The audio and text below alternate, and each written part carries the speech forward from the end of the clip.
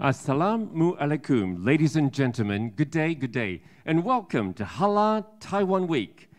This is our opening ceremony for Halal Taiwan Week, and also today is the International Halal Industry webinar. So welcome. Ladies and gentlemen, our event today is organized by the Bureau of Foreign Trade, which falls under MOEA, the Ministry of Economic Affairs of Taiwan ROC, and also jointly organized by TAITRA, which is Taiwan's External Trade Development Council. And by the way, my name's Andy, at your service as the MC for today. So, to begin our wonderful event for today, I have this wonderful opening video to show you. VCR. Sourcing Halal, TAITRA can help.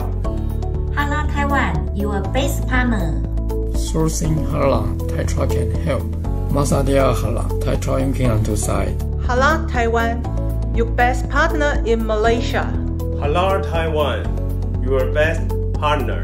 Go for Halal, match in Taiwan. Sourcing Halal, think Taiwan. Sourcing Halal, TAITRA can help.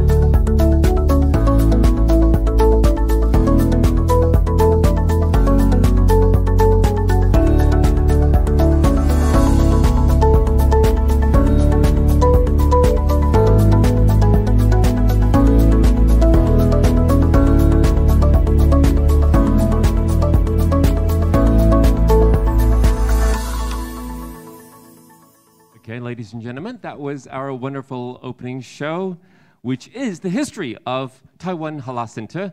Our history runs from 2017 to 2021, and the halal industry here in Taiwan has been promoted by the Bureau of Foreign Trade as well as by TAITRA through trade missions, trade events, and trade seminars, events like today. And just for your information, ladies and gentlemen, all of you today who are here will be in 2022's opening video show. How's that? Okay. Our applause for ourselves today, please. Our applause for ourselves. Thank you so much for joining us. Thank you. Now, please, without further ado, let us welcome our host, Madam President and CEO of TAITRA, Madam Leonor Lin, for the opening remarks. Please, with our applause. Madam Leonor Lin, President and CEO of TAITRA.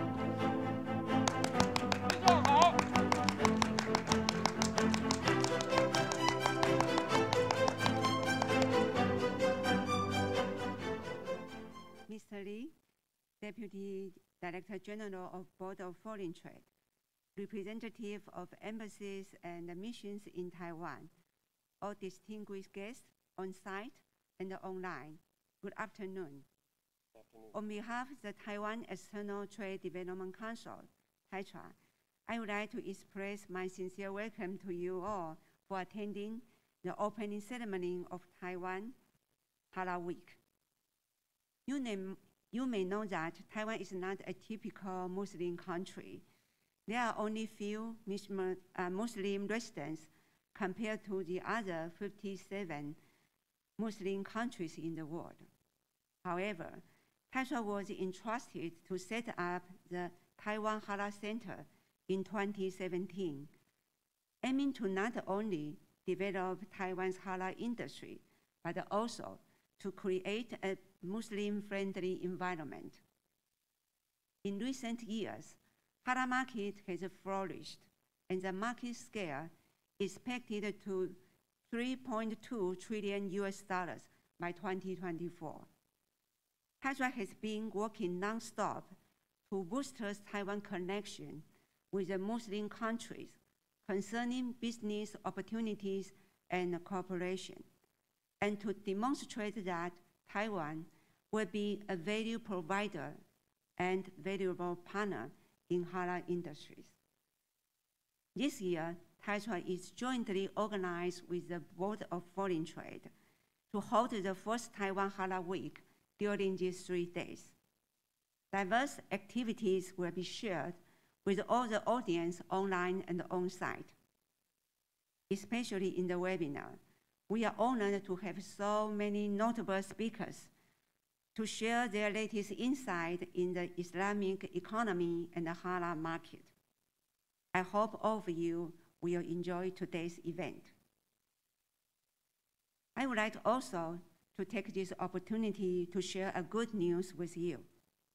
Taiwan has been ranked the second most attractive non-OIC destination in the Global Muslim Index 2021.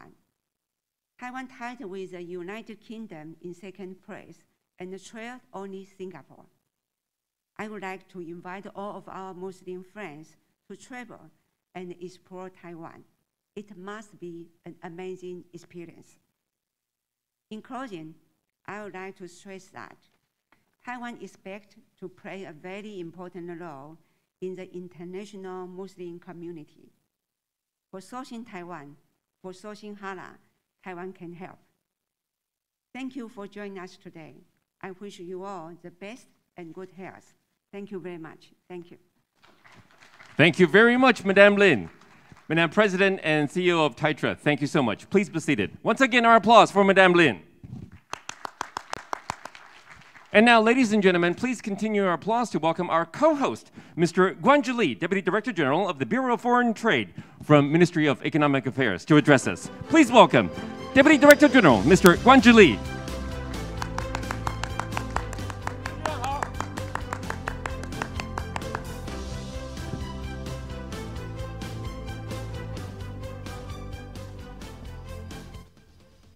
Good afternoon, everyone. All the friends on this meeting room and all the friends online. First of all, I would like to congratulate TAITRA and also thank the participation from our friends from Malaysia, from Brunei Darussalam, from Jordan, from Nigeria, from Somaliland, and also from Indonesia, and also the special guest from Taipei Mosque Foundation. Thank you. First of all, Madame also mentioned the greater potential of the Muslim countries and also the Muslim population. And however, Bureau of Foreign Trade Taiwan, we cooperated with TAITRA. Years ago, we set up a Taiwan Halal Center. This center, the aim is to focus on the promotion of halal industry and also to build a very Muslim-friendly environment in Taiwan. And also, we also like to build up a very close public and private sector collaborations in all the related supply chains of the halal. And everyone understands the Muslim culture and civilization, also very ancient, with abundant historical heritage. And like our culture, and we think this culture-to-culture, people-to-people collaboration and the linkage also can further build our cooperation, our friendship with Muslim countries. And also, after years of work, Taiwan now, we have more than 1,000 certified Muslim halal suppliers, including manufacturing sector and also service sectors. And also, there are more than 20,000 certified halal products already been sold in the global market. And last year, we also conclude the bilateral cooperation MOU with Brunei's East Asia Growth Areas Business Council. And also very glad that we also had another cooperation MOU with Halal Development Corporation of Malaysia.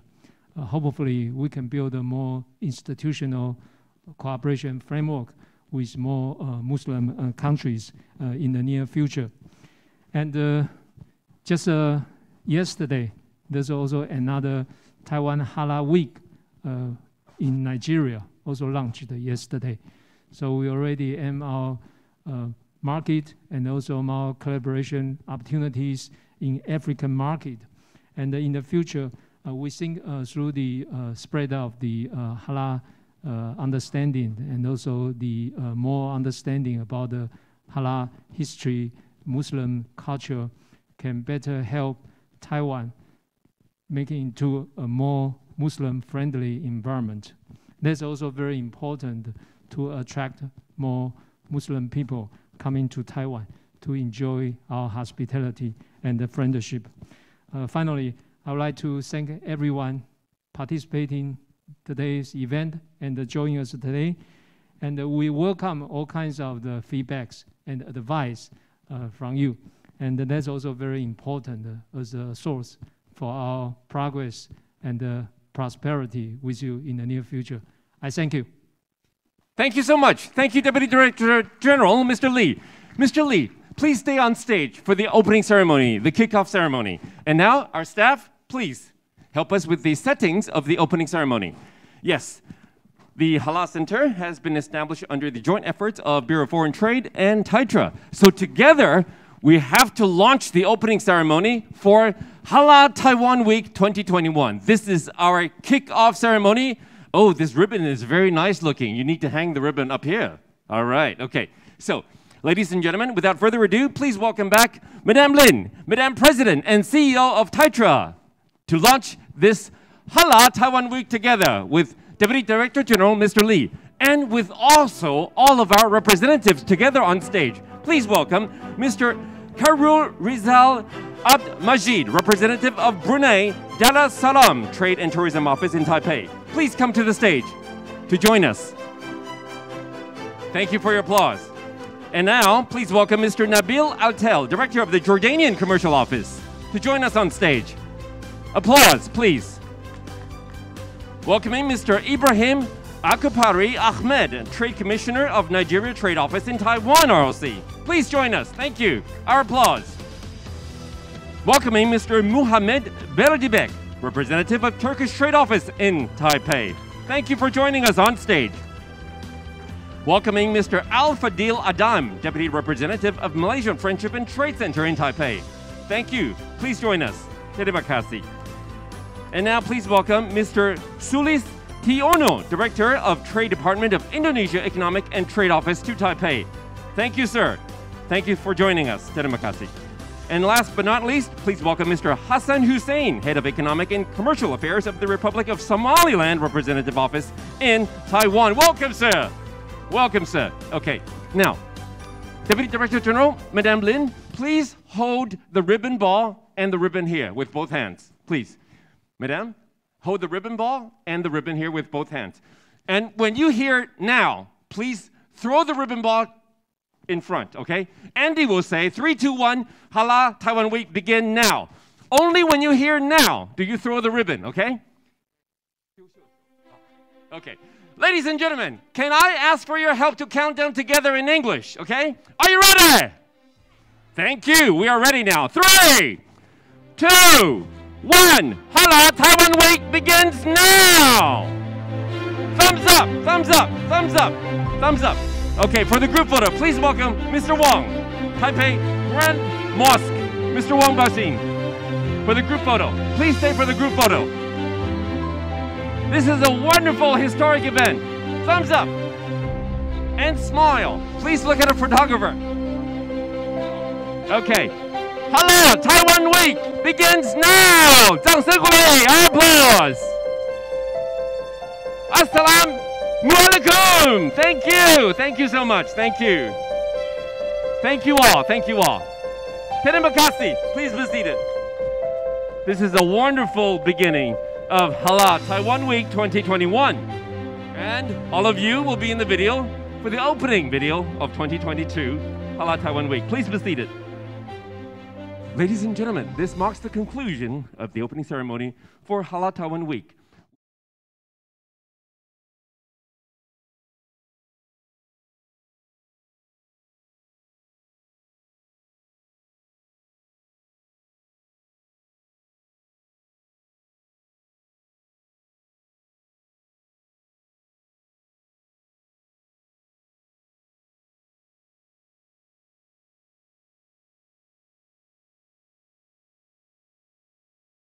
rating.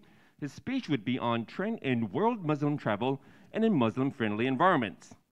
Second speaker is Professor Farida Hassan, Deputy President of the World Academy of Islamic Management. His topic would be on halal marketing, a marketing strategy perspective for Asia.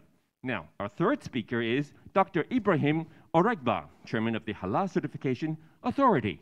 His speech would be on the overview of Nigerian halal market. Last but not least, our fourth speaker is Ms. Tracy Xu, Sales Manager of Kamanji Corporation. Her topic would be experience sharing on the development of halal textiles in Taiwan. And if you would like to leave comments and questions, please scan the QR code. Ladies and gentlemen, and now without further ado, please let us move on to International Halal Industry Webinar.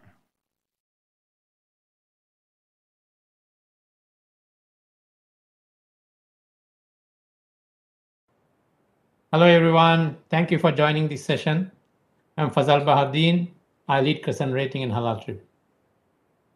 Although we are still facing many uncertainties in the battle to overcome the pandemic, 2021 started with positive news of the successful development and approval of vaccines by various destinations. As new COVID-19 variants still threaten the efforts to restart tourism, a global effort to vaccinate the population remains key to accelerating the recovery. That's why Muslim market will continue to play a significant role in the next phase of travel.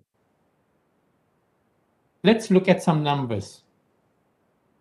International Muslim travel arrivals grew from 108 million in 2013 to 160 million in 2019. This was the highest ever number of Muslim visitor arrivals so far. It was a considerable growth. But as the pandemic had a massive impact on the travel sector, we estimate that the Muslim arrivals dropped to around 42 million in 2020. Moreover, most of those trips were performed in the first quarter of 2020 before most destinations closed their borders. As international borders are expected to open up gradually in the latter part of 2021, we estimate that Muslim visitor arrivals will reach around 26 million in 2021. Importantly, we also project that the Muslim travel market will recover up to 80% of the 2019 levels by 2023. That's why we believe that Muslim travel market will play a key role in the recovery of travel as borders reopen. One of the key drivers is the Muslim population demographics. The Muslim population is projected to reach about 2.3 billion by 2030. Moreover, they are a younger population. As such, they will help define the next phase of travel.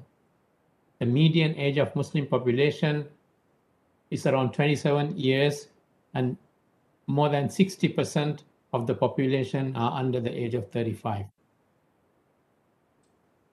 So the question is, how will the Muslim travelers' behavior change post-COVID-19? How significantly will it change? We do not have all the numbers, but it is definitely the time to prepare for the Muslim market as travel reopens. In the MasterCard Crescent Rating Global Muslim Travel Index 2021, we looked at three areas: faith-based needs, online consumer behavior, and general traveler behavior. In 2009, we identified 6 key faith-based needs that influence the traveler behavior of Muslim travelers. These were halal food, prayer facilities, Ramadan services, water-friendly washrooms, no non-halal activities, and recreational facilities and services with privacy. Muslims, like other consumers, are not homogeneous in their adherence to these faith-based needs. So we grouped them under need to have, which was the top priority, good to have, the second priority, and nice to have, the third priority of faith-based services to help service providers prioritize the implementation. In 2019, we launched a study to re-examine the faith-based needs model published in 2009. While the study validated the 6 faith-based needs identified in 2009, it also uncovered 3 new needs: no Islamophobia, social causes, and local Muslim experiences. This gave rise to the Muslim Traveler Faith-Based Needs 2.0 that we published in the GMTI 2019 report.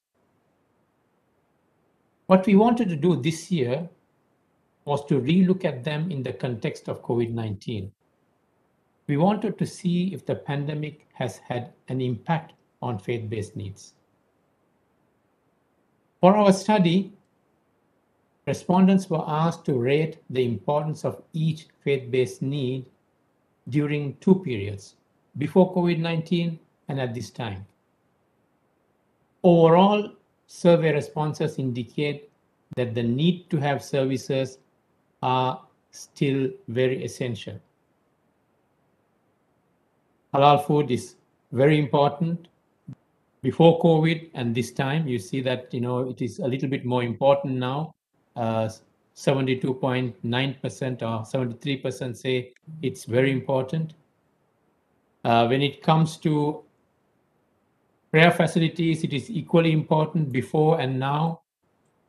Same with the water-friendly washrooms. In fact, it's more important now than before COVID. And similarly, our new the service or the features, the service-based need that we identified in 2019, no Islamophobia, remains very important for Muslim travelers. Overall scores across the category of good to have services like social causes, Ramadan services, local Muslim experiences,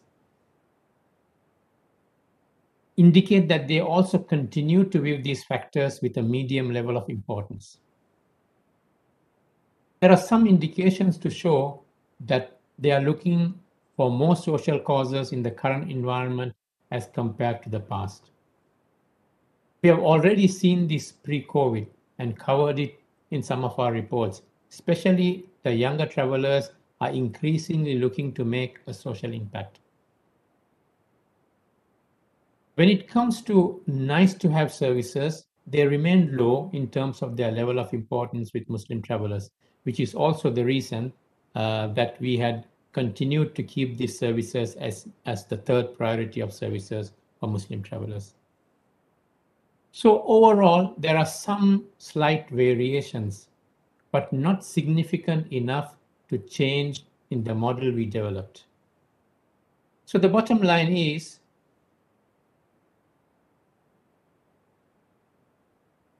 that we do not see faith-based needs changing. So destinations and businesses will have to continue to build capacity and capability to cater to those needs.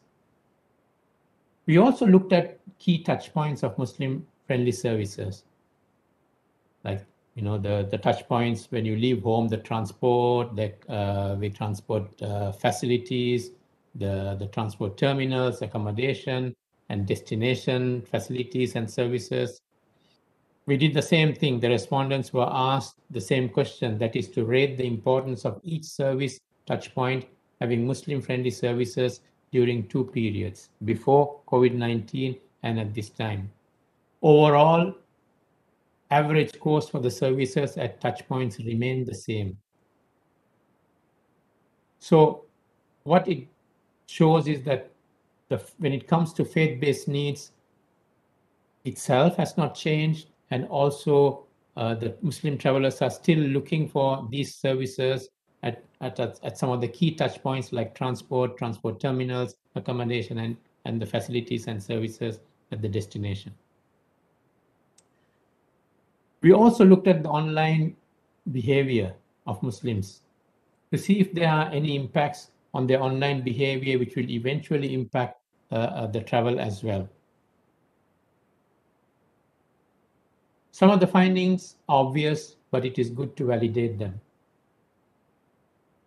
The respondents agree that since COVID-19, they spend less time dining out and use more food delivery services. Obviously, we all do that. They also spend less time thinking about travel. They are now more curious about other cultures. In terms of entertainment, they seek more entertainment and watch more videos online during the pandemic. On a positive note, despite COVID-19, respondents somewhat disagreed that they spend less time talking to their family and friends. Technology continues to play a key role in helping consumers adapt to the COVID-19 environment. They continue to use more technology, including for online retailing. They are also more mindful of their spending habits and use less cash. Their attitude towards higher causes, including religious events and climate change, also heightened since the COVID-19 pandemic. When it comes to general travel behavior, we have a number of sessions that we did at our Halal in Travel Global Summit about 2-3 weeks ago, where many experts shared their thoughts on how the general travel habits may change post-COVID. We don't have all the answers when it comes to, especially when it comes to general travel habits changes, but there are some changes which will stay, which were due to the COVID-19 pandemic, like when it comes to health and safety. Some of the behaviors will continue to show the importance of health and safety as we start opening up destinations post-COVID. We also, in GMTI 2019, talked about Halal Travel 2.0. We saw that 2019 was a beginning of a new phase in halal travel, which we termed as Halal Travel 2.0. We identified key drivers in this phase: technology, social activism, demographics, and environment. We will see these drivers remain key as we embark on recovery, more so now than when we looked at this in 2019. So overall, I think these three areas, the faith-based needs, online behavior of Muslim consumers, and general travel changes in general travel behavior, we have some answers to some of those behavioral changes that we can look forward to and plan. We just emphasize those travel behavior changes in the report that we just released about 3 weeks ago, the GMTI 2021, where we looked at how the destinations have developed capacity and capability during the last couple of years in order to cater to the Muslim market. And as usual, we have ranked 140 destinations on how Muslim friendly they are in catering to Muslim travelers. In this report, we also published all the data and insights on the faith-based needs, behavior changes that I just talked about, and also the online consumer behavior that I just presented to you. So you can download this report from personrating.com to get a much more detailed information of what I just explained. I want to close off my presentation with how we have ranked the 140 destinations, and in particular the non-OIC destinations. We see that Taiwan has been really improving their ranking in the Global Muslim Travel Index since the last few years. This year, Taiwan has been ranked number 2 in the Global Muslim Travel Index when it comes to non-OIC destinations. That's a huge leap in the ranking for Taiwan. So because Taiwan has been instrumental in doing a number of capacity and capability development programs during the last few years, and this has been reflected in the ranking of Taiwan in this year's Global Muslim Travel Index. So what next for Taiwan? I think we need to, any destination, including Taiwan, has to look at 3 areas. One is continue to educate the industry on the importance of Muslim travel market, what are the key requirements of the Muslim market, how to cater to this Muslim market. So I think education is extremely key in developing this market. The second area is, continue to build capacity and capability, what Taiwan has been doing for some time, especially when it comes to halal food availability and prayer facilities. As we have noticed that, Taiwan has been increasingly developing the halal food scenario, halal food environment, and also the prayer rooms across many attractions and railway stations. So that I think this has to continue in order to attract the Muslim travelers. The third part is, of course, you have to continue to market and promote Taiwan as a Muslim-friendly destination. It is becoming more and more Muslim-friendly, and this is something that Taiwan has to continue to do. Just closing off, what we do with destinations and businesses, we basically focus on these three areas to help destinations and businesses to target the Muslim market. So with that, I would like to end my presentation. I hope it was useful for all of you who are listening, and thank you very much. Thank you. Bismillahirrahmanirrahim, and also Assalamualaikum warahmatullahi wabarakatuh, which is peace be upon all of us. A very good afternoon in Wuhan from Malaysia. I am Farida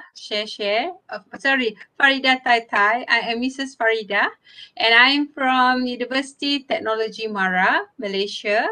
I would like to thank, first of all, the TAITRA, Taiwan External Trade Development Council, for inviting me here today to share with you during this the Halal Taiwan Week on the topic of halal marketing, a marketing strategy perspective, because I am from the background of discipline in marketing and strategic management. And today, after more than 10 years of research, I'm going to share with you what halal is all about. So I'll try to make it as simple as possible for you all to understand. And if you have any difficulties in wanting to know more about halal from my presentation, please email me at this address, okay? Or you can also WhatsApp me anytime at this number. All right. So, okay, I'm from this Department of Ranking right now, in charge of looking into impact factors for my university. So before we begin, I would like to say to you all, please enjoy this presentation. I do hope it will benefit every one of you, because halal is not only for Muslims, because halal is meant for all human mankind. Okay, so everybody in the universe should appreciate halal because it is good for you personally to consume and use it. And secondly, if you are interested in the business of halal, there's a lot of opportunity for everyone, okay, to be involved, because the demand is very high when I share with you in a while. So to begin with, I would like to highlight to you that actually Taiwan has a very strong opportunity to enjoy the halal business, because you can start off with halal traveling in Taiwan, or you can say Muslim-friendly traveling and tourism in Taiwan, because you got very beautiful places that I visited before, okay, in the city as well as outside the city. So I think you have great potential from an observer like me for you to get involved with the business. Yeah. So anyway, before I proceed further, take note, this is the halal logo from Malaysia, and this is the halal logo from Taiwan. All right. And I'm really impressed with Taiwan's involvement in halal, because I find my Taiwanese friends very active, you know, wanting to appreciate and learn what this is all about. So there's not much differences in the logo, but I will highlight to you why these logo are very important. Yeah. Okay. I would like to share next regarding the books that I've written before, and you can get it for free, okay, FOC, free, online. So if you Google search my name and also the name of the book, Halal Food Marketing, you can get the whole book for free to understand the whole world's market from east to the west, okay, from, I would say, Tokyo in Japan to California in the west. You can see all the market distribution and where you can market your product and services of halal throughout the world. That's why my title of the book is Dare to Win, okay, meaning you must be strong and you must be resilient in order to explore and discover the market over there. All right. So actually this is given free from my university's library. They make a mistake in uploading it because it is also sold in the market hard copy, but it doesn't matter to me. As long as people can benefit of it, you can read it for free. Another book that I would like to introduce to you would be on this, Contemporary Management and Science Issues, because I was a former director and founder of Halal Management and Science in the same university, and we had conference every year on halal, and we end up having so many publications, and also we put it in one book, both on social science and science issues in halal. So this is on management, business, and many others, arts or fashion and whatever not. In sciences, pharmaceutical, agriculture, medicine are all also printed in this book. Yeah, so you can also visit that book. Okay, let's begin with some concepts for you to understand about halal. Okay, I'll try to make it as simple as possible. This is the outline, which is 5 that I would like to mention to you. That what I'm going through. One is to introduce the term halal. Opposite of it is known as haram. Okay. Second, I'm looking into the whole global halal marketing, but the majority is food, because everybody cannot live without food. So this will be there forever until eternity. You need to eat, so food will still become the biggest of them all. Second, pharmaceutical and cosmetic, then supply chain like logistic, fashion, tourism, Islamic finance, and also emerging halal of late. There is a change of sectors and industry from tourism to other new sectors, which I will highlight in a while. Then we go into challenges in halal and what are the potential, as well as conclusion and recommendation. So if you have any question and answer, don't forget to email me or WhatsApp me. Okay.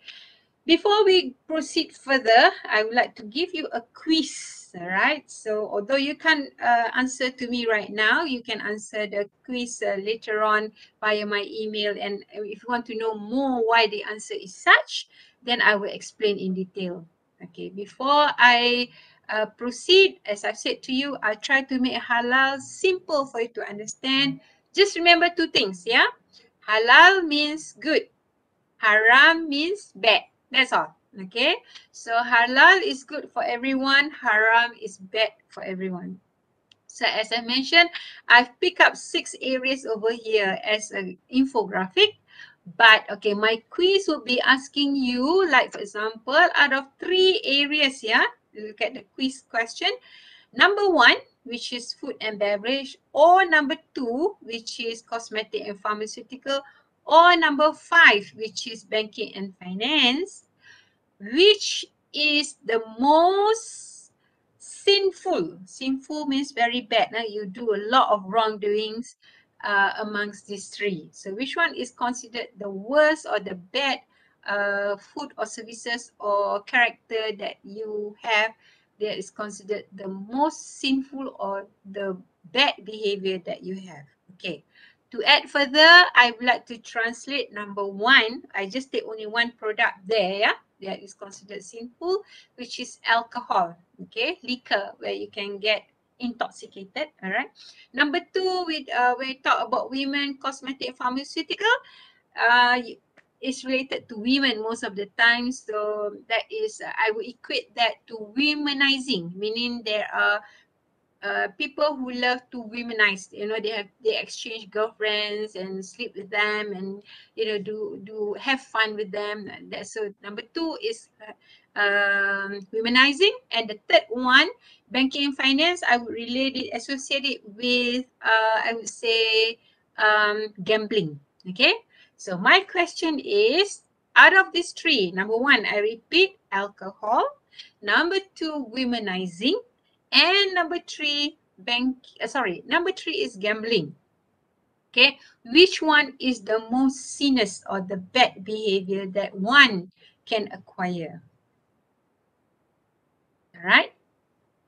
Okay, from my past, I would say, session of workshop, majority, and I'm sure right now some of you are listening to me, would say gambling is the sinners, okay, very sinful, very bad character that one could have, you know, and compared to drinking alcohol or womanizing or having girlfriend and, you know, cohabitate and all that.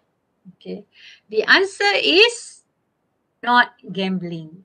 The answer is alcohol. Okay, why? Because with alcohol, you lose your mind, okay?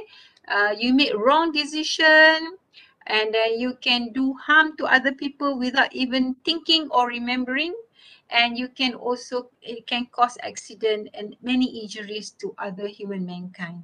Okay, so so with this, you know, you can with alcohol, you can do wrong to the women, or you can even, you know, cause accident to those who gamble with you because you're not happy with them. So you would end up in a, you know, what do you call, a fight or something like that. Okay, so remember the answer is alcohol. All right, let's move on to the next part. Okay, this is some of the notes that you may want to go back and remember. Yeah, so halal is, okay, what is equivalent to halal? Halal means permissible or allowable by me or by you, okay, to do any actions that is permissible, to eat, to wear, to travel, okay, that is permissible. So anything that is wrong is not permissible. Yeah, so the haram would be prohibited. You're not supposed to womanize, you're not supposed to drink, you're not supposed to gamble. Just a few examples.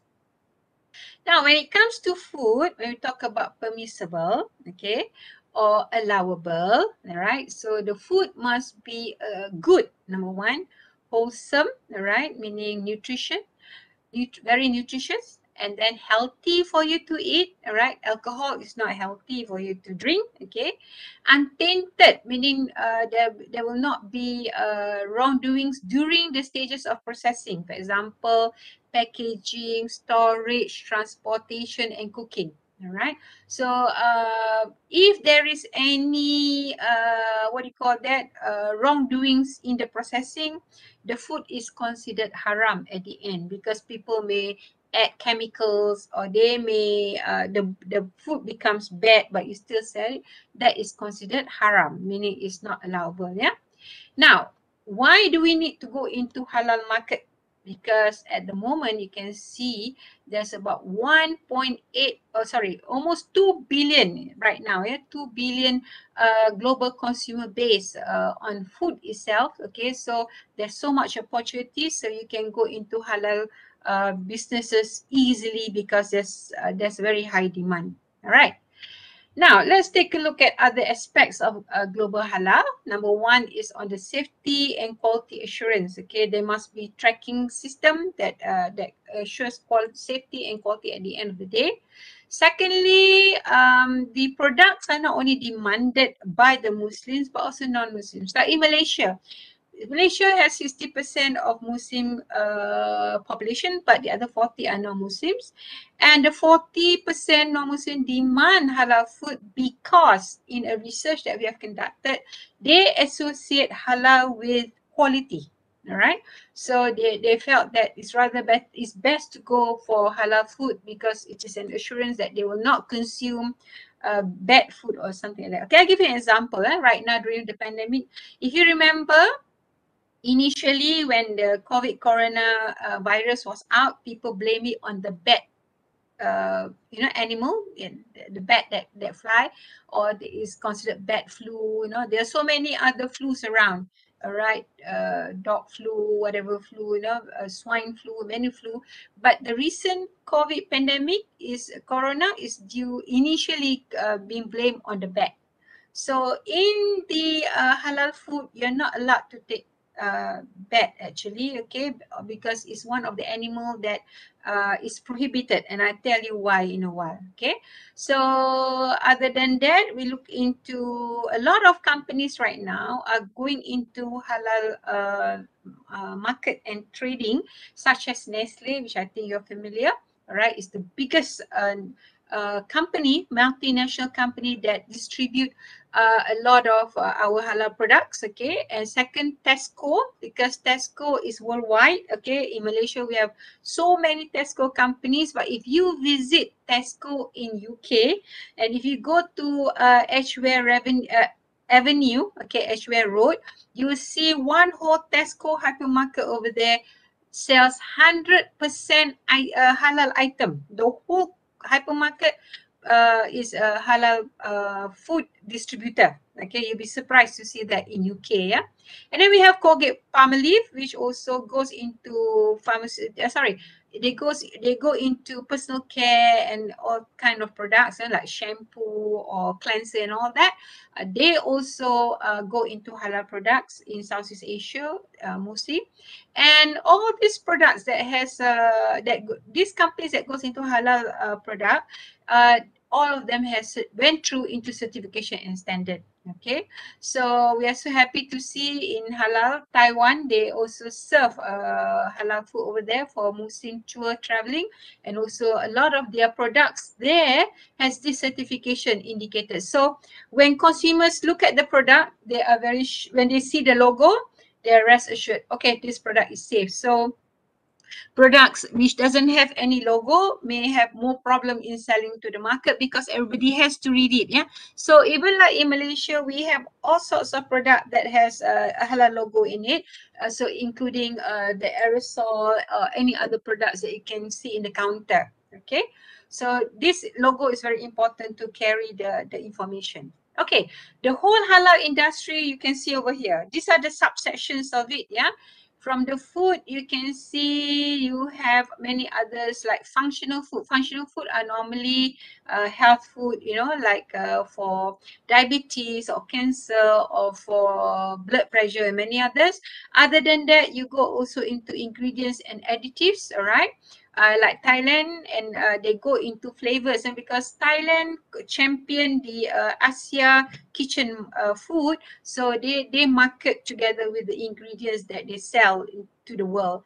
And then other than that, previously before pandemic, tourism was the biggest industry next to food, because most of the countries worldwide depends on tourism. But ever since pandemic, tourism industry fell down. So with tourism, there are many others like recreation, and also we also have halal Muslim friendly hospitals, that encourages medical tourism. And other than that, we look into cosmetics such as nutraceuticals, and what else do we have over here?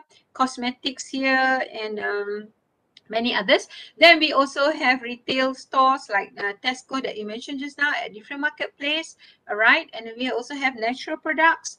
We also have logistics and supply chain, and many other sub-products, like for example, leather. So we talk about toiletries and fragrance, they would go under cosmetic and nutraceutical, like food supplement and all that, yeah.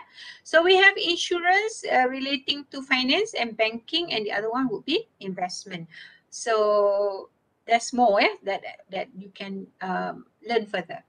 Now, I would like to share one slide over here, what is prohibited, just a snapshot, so that you understand actually a lot of things in the world, in everyday life are halal. Only a few are haram. So why is it considered haram? So number one, I've mentioned to you, consuming alcohol is haram or bad.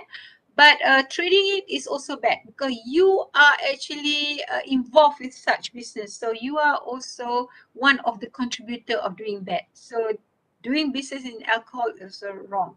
Second, drug dealing. Anything to do with being intoxicated or high because you're not at your right frame of mind is considered bad. So drug dealing and trading is wrong. Sculptures and also worshipping artists, you know, like the Western world, for example, what do you call that? All the artists and all that, okay, whether in Asia or in the Western countries, you don't idolize them. Okay, so like even like in India, you have what do you call that? Salman Khan or Shah Rukh Khan. Or in US, we have Jennifer Lopez and many others. Or even in Korea, you have all the pop singers. You are not allowed to worship them, yeah, because they are just human beings. Other than that, sale of haram food, okay, in the red market or something like that. And algara, okay, algara is about putting on high interest on the product. So you take a lot of profit. That is wrong, because the consumers may not agree with you, because you made them even poorer. Okay, so other than that, riba is also interest. Okay, next would be about commodity fixing, because you want to make good money out of it. So you keep the food, and during the low supply, you increase the price exorbitantly, where any other human mankind, the poor people, cannot consume it. Okay, so that's wrong. Only the rich can what do you call that, buy the product. Other than that, hoarding of food stuff, meaning you hold the food stuff so that people, you know, do not get that food, and you sell in the black market. So that is wrong. And other than that, exploitation of the market condition. If you remember, we used to have way back in 1997, you know, we have a lot of IMF funding to help the financial crisis there during the bubble burst. Okay, so that is wrong. So trickery is wrong. Okay, cheating is wrong. Okay, swearing is wrong. Okay, you cannot go around cursing, okay, people or even the food, because it's what you swear is like your prayer. Okay, so that's bad. Other than that, giving short measures, meaning you do cheat on the customers. Okay, instead of weighing 1 kg of the food, it is short-handed by a few grams. Okay, so that is wrong.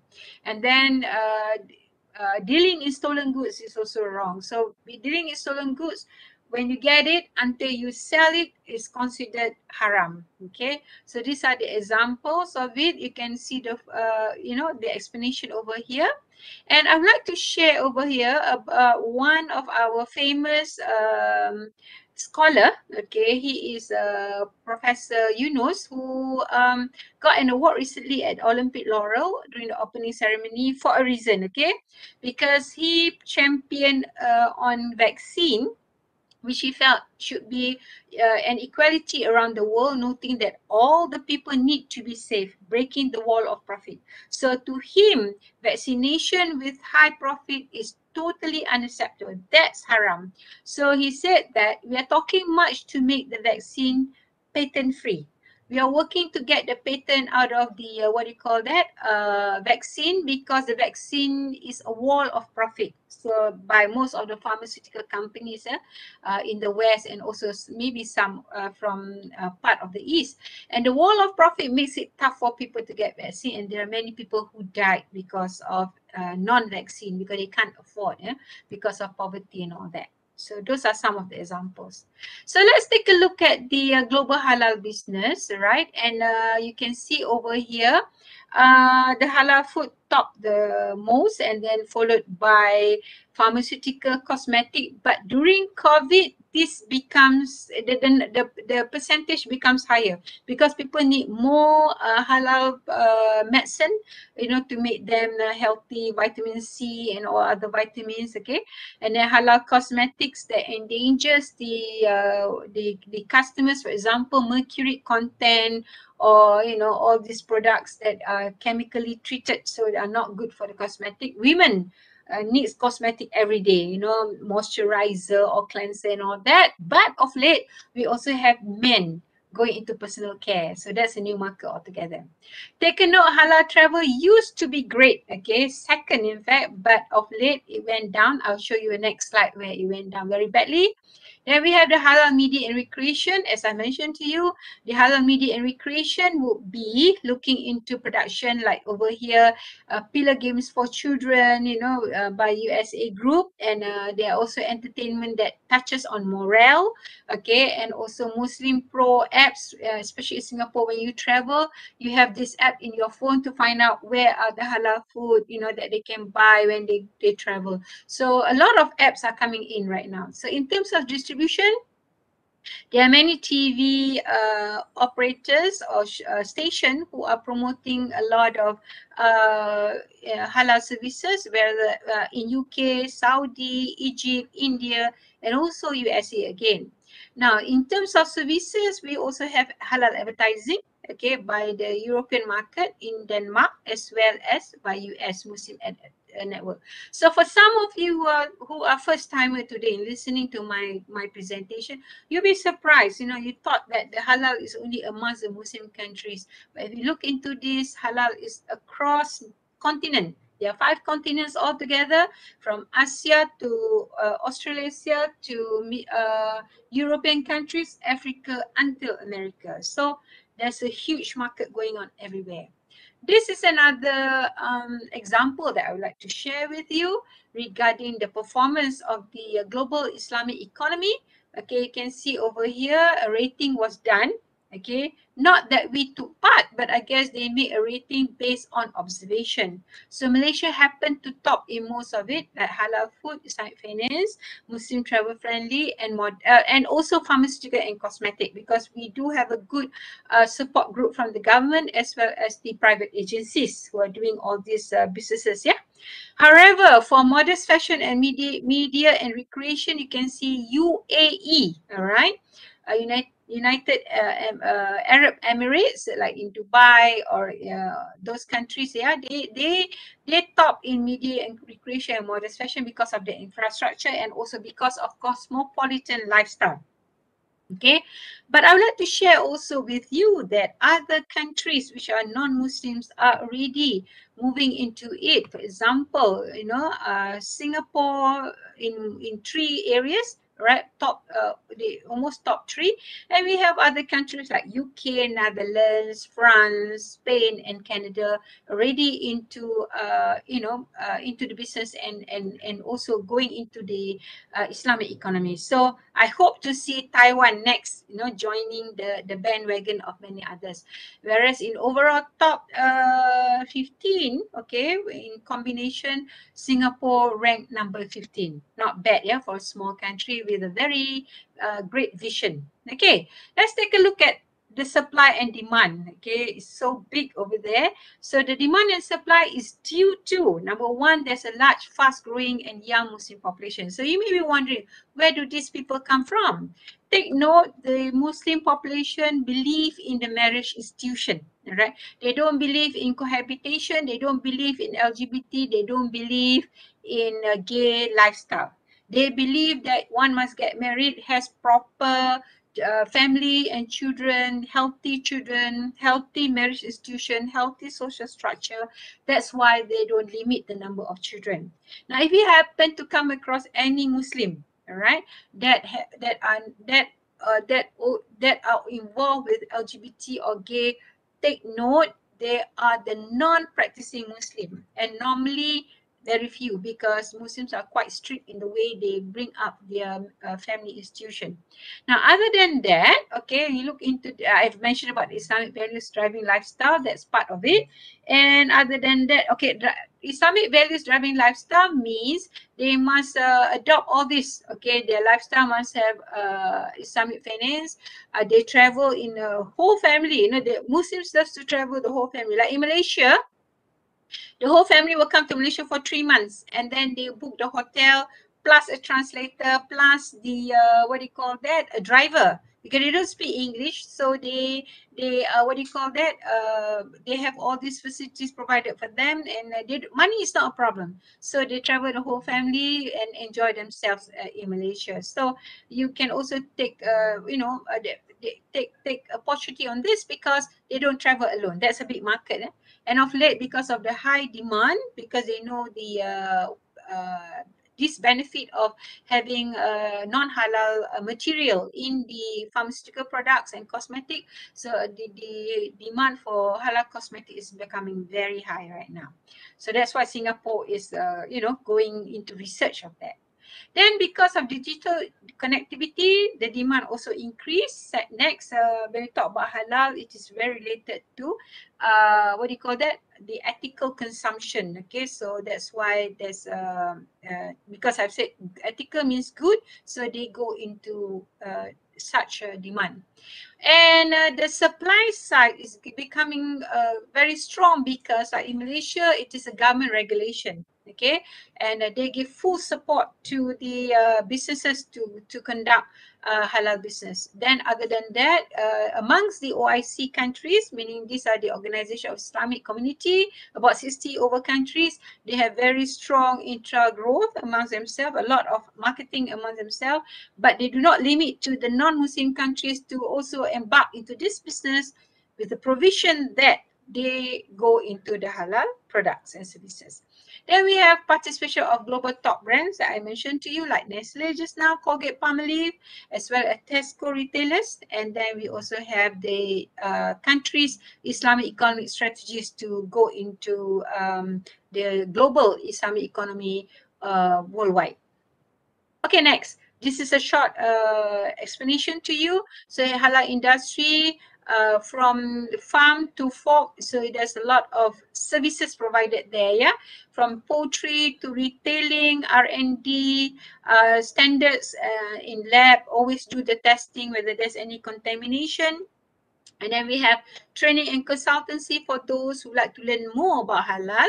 All right. And then we talk about finance and insurance, pharmaceutical, tourism, hospitality services, operators, what else? The transportation, local transportation, ingredients, additives to make sure that there's no contamination in that, logistic too, from the farm to the customer. Okay, and finally the food industry, food service industry are also playing a big role in marketing it.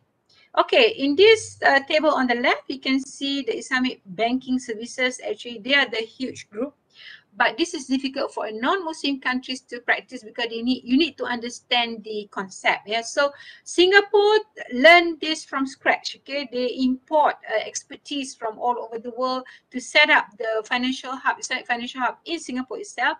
Just like in London, they have the East London Financial Hub, where the majority of the Muslim markets are there, and they invest and also deposit most of their fundings there.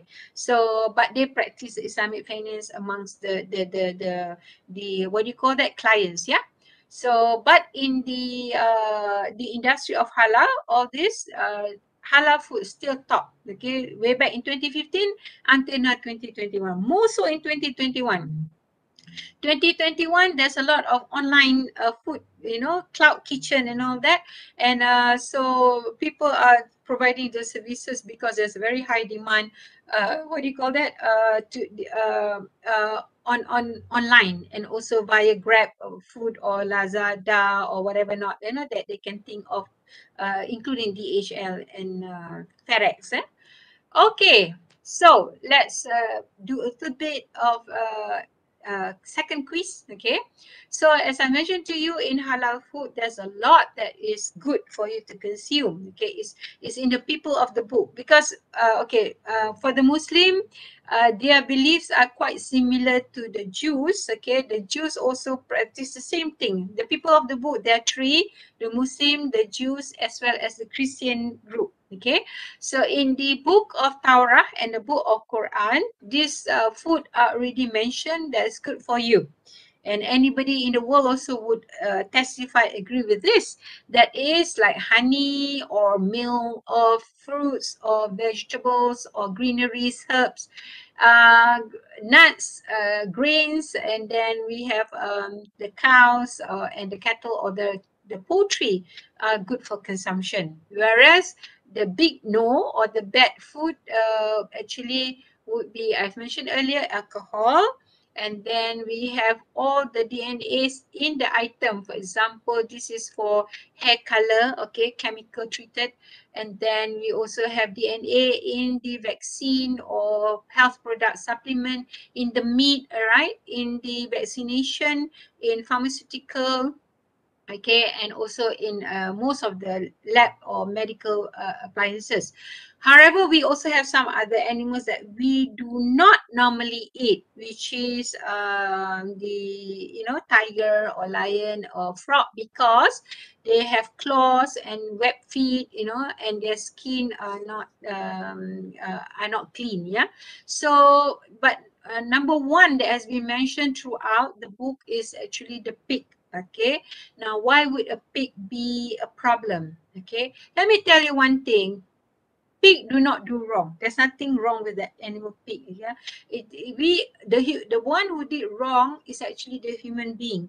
They're not supposed to take pig, because pig is actually a very filthy, dirty animal, because they are actually, God made them to clean the environment. Okay, they are like scavenger. They eat on rubbish and even their own, babies and all that. So it's not good for you to eat something animal that doesn't do good for you, because sometimes our behavior might also be influenced by that. But we talk about pig, the big problem, okay, why it is not permissible is because of this. Okay, there's a lot of parasites in it. Okay, you can test it out if you don't believe, but since it is being prohibited, so better not take it. And 2010, I presented the same paper on, I quoted from the American Medical Association research, AMA. All animals has what do you call that, worms and parasite, but the problem with the pig is that at 100 degrees Fahrenheit, the worms, all these worms inside the pig does not die. So it will be transferred to the human being. Okay, so it will cause a lot of diseases and illnesses. So before you get those diseases and illnesses, might as well you do not consume it. So that's the reason why we do not consume pig or pork or even derivatives in it. Yeah. Now let's go back to the last part of the ecosystem of the market. So Malaysia topped the highest for the country's best position to capitalize on Islamic economy. Although Indonesia has the second biggest population of Muslim, but they rank number 10. Okay, because in terms of purchasing power, these countries top most, because they really spend, okay, on the buying, purchasing power, and the economy is big. So you can see the percentage here. Food followed by recently media and clothing, which doesn't do any harm to traveling during COVID times or pandemic, but the rest has fallen down. Yeah. Okay, next. Let's go to the next area, which is global halal food and beverages. Okay, this is the first sector. Take note that Asia Pacific, where we live, has the high market by region, followed by Europe and North America. Europe right now has a third generation of Muslims working they are highly professional graduates, and they don't mind paying a very high price for the halal food. Now, I mentioned to you in terms of the demand, halal meat and alternatives are the highest, followed by halal milk and milk products, halal fruits, vegetables, halal grains like wheat and rice and many others, and also new products and services. Yeah, so this will go through until 2028. Okay, that includes confectionaries. So major players right now are Nestle and many others maybe you have come across, okay, but these two are from the Muslim countries. They are quite big, yeah. And the market distribution are normally by traditional retailers, followed by supermarkets, and then the online. So online right now is competing very fast, yeah? And then by others. So read this, yeah, when you have the time from my what do you call that, slide, and you can see many other competitive landscape by other companies. And I would like to share one company that you may be familiar in Taiwan, because when I was in Taiwan, I took the MRT train, and at the station I saw this kiosk where they sell Malaysian pancake with the meat and I would say sauce inside it. Very delicious during winter. It was cold, but it was hot and nice. So that one is from Kawan Food from Malaysia. Yeah, so I think maybe by now Taiwan has produced their own what do you call that, Taiwan pancake, which is adopted from Malaysia. So the importance and exporters, take a look at this. Indonesia ranked the highest in terms of imported because they have about 220 million Muslim population over there. Okay, you'll be wondering why Malaysia is not there. We don't import much. We do import big, but we don't import that many because the population is very low. Malaysia's population is only 30 million, the Muslim about 20 million, whereas Indonesia, the population is about 250 million, but the population of Muslim is about 220 million. Now, interestingly, on the exporter side, you can see that Brazil, as I mentioned to you, is the biggest exporter of poultry, okay, to the world, to the Islamic market, and followed by Australia, which is on the lamb and cattle, okay, and India is the third biggest, okay, because India, they don't eat meat, so they export it, okay. So, and the rest are also from China and Netherlands. So you can also go into this market. The halal and food beverages, in terms of the market size, okay, you can see a high demand from these countries. There's about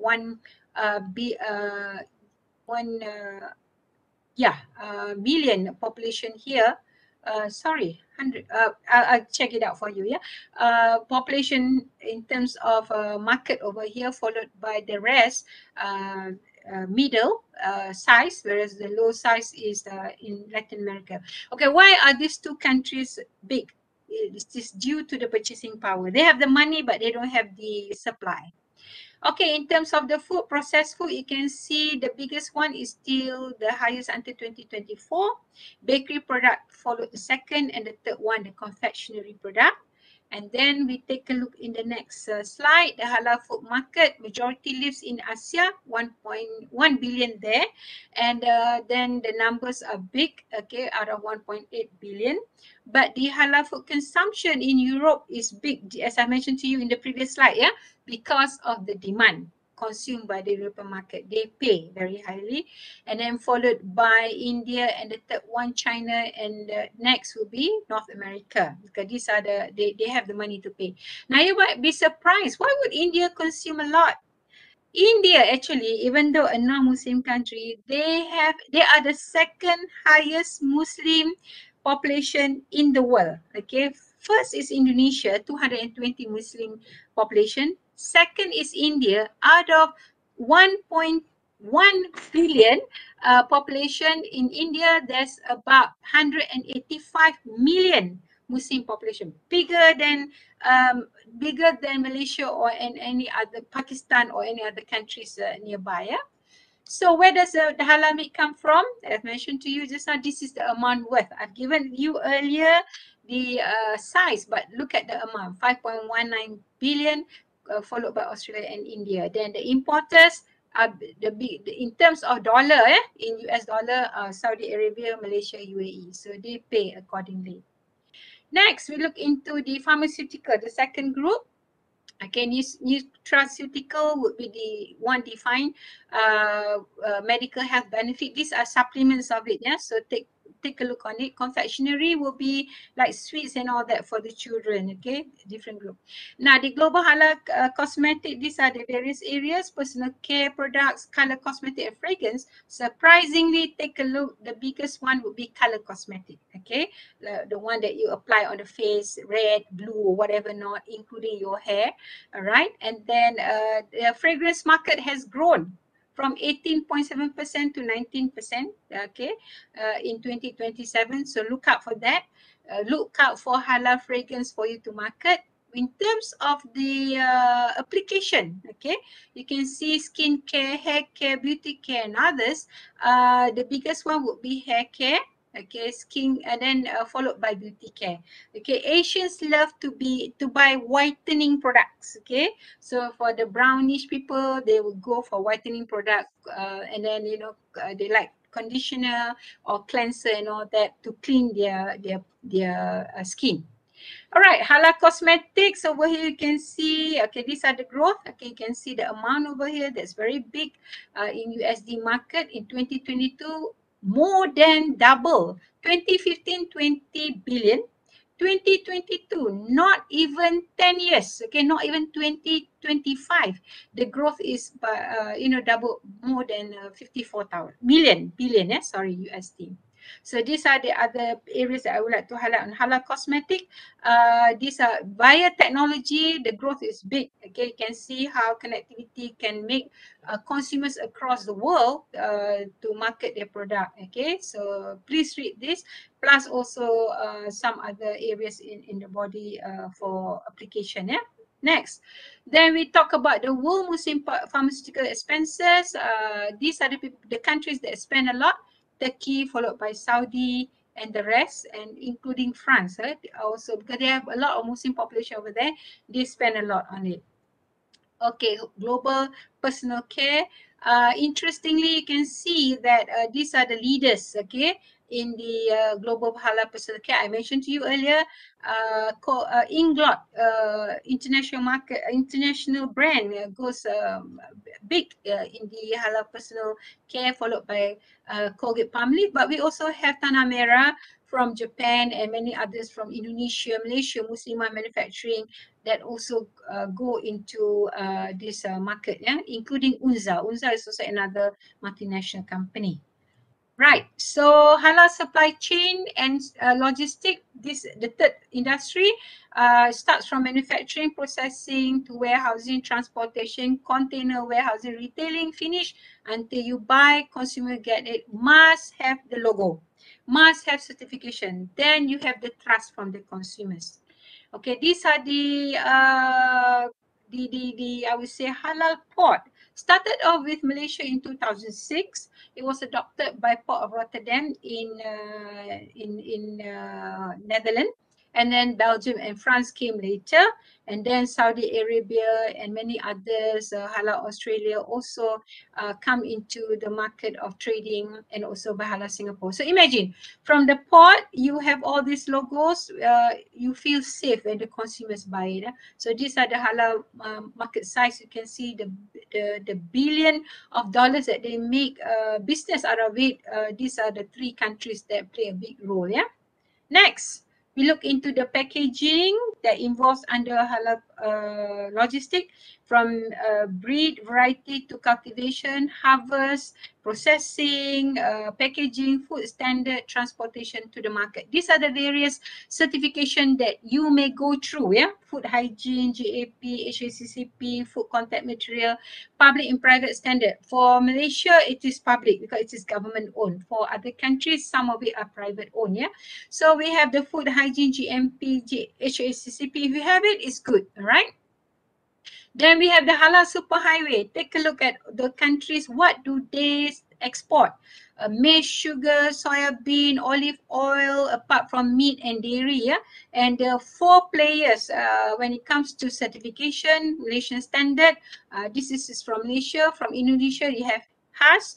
From Saudi Arabia, they use GSO standard. For OIC, they use the SMIC, standard. Now, next sector, I would like to bring you all to the modest fashion. You can see over here, when you talk about fashion, you look into the status of the dressing and then look into the raw materials, the design, whether modest, transparent, or is it revealing, which is not modest. Revealing means it is haram, yeah?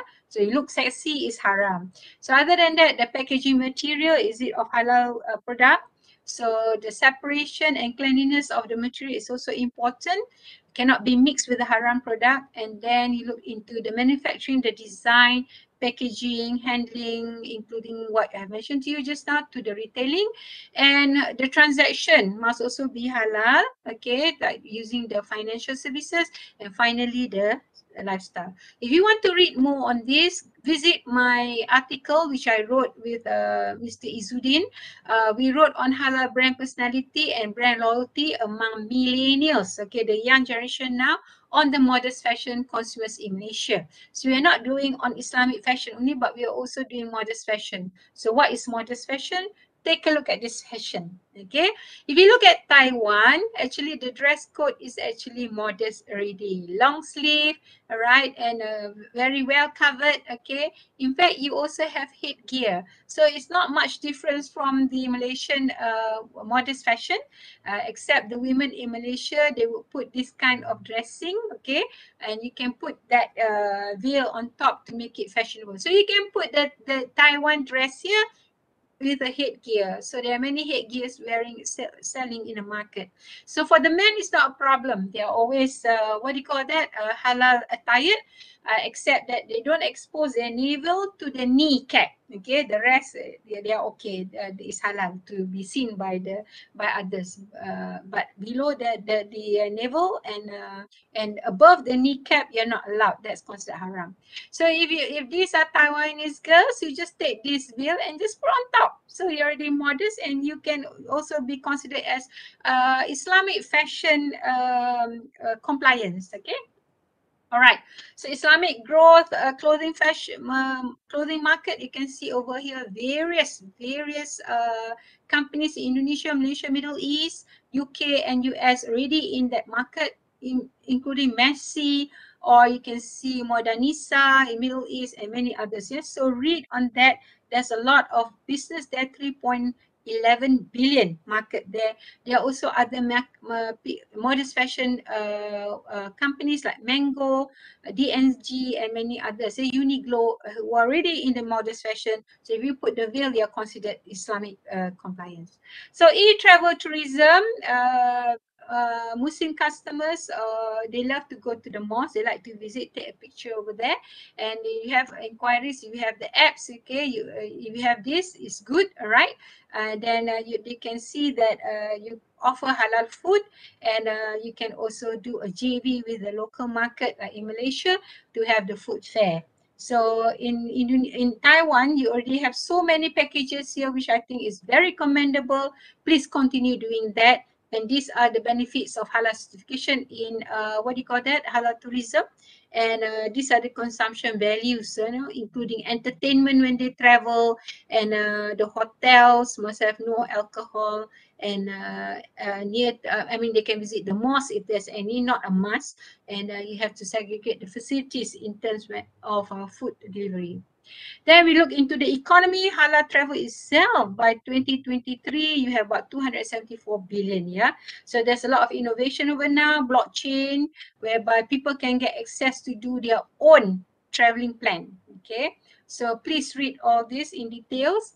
And we talk about Islamic financial sectors. You can also go into the economy, understudy it, whereby you have bonds, okay? If there are companies who like to safeguard their money, they can put into sukuk when the profits are agreed by both parties. It's not one sector, the banking sector decides on the dividend or something like that.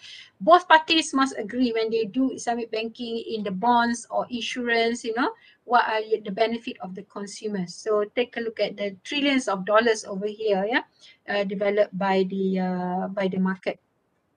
So what are the challenges? The challenges are, in terms of COVID-19, these are my last few slides. In terms of COVID-19, there are positive impact on it. Okay, because of that, there's very good impact on the food, very direct. Okay, and also on anything internal that they don't have to go out, they are considered, able to buy the products like fashion and cosmetic. So these are the best case in 2022. We hope that we can go back to traveling and the market will grow back to the original size. Yeah.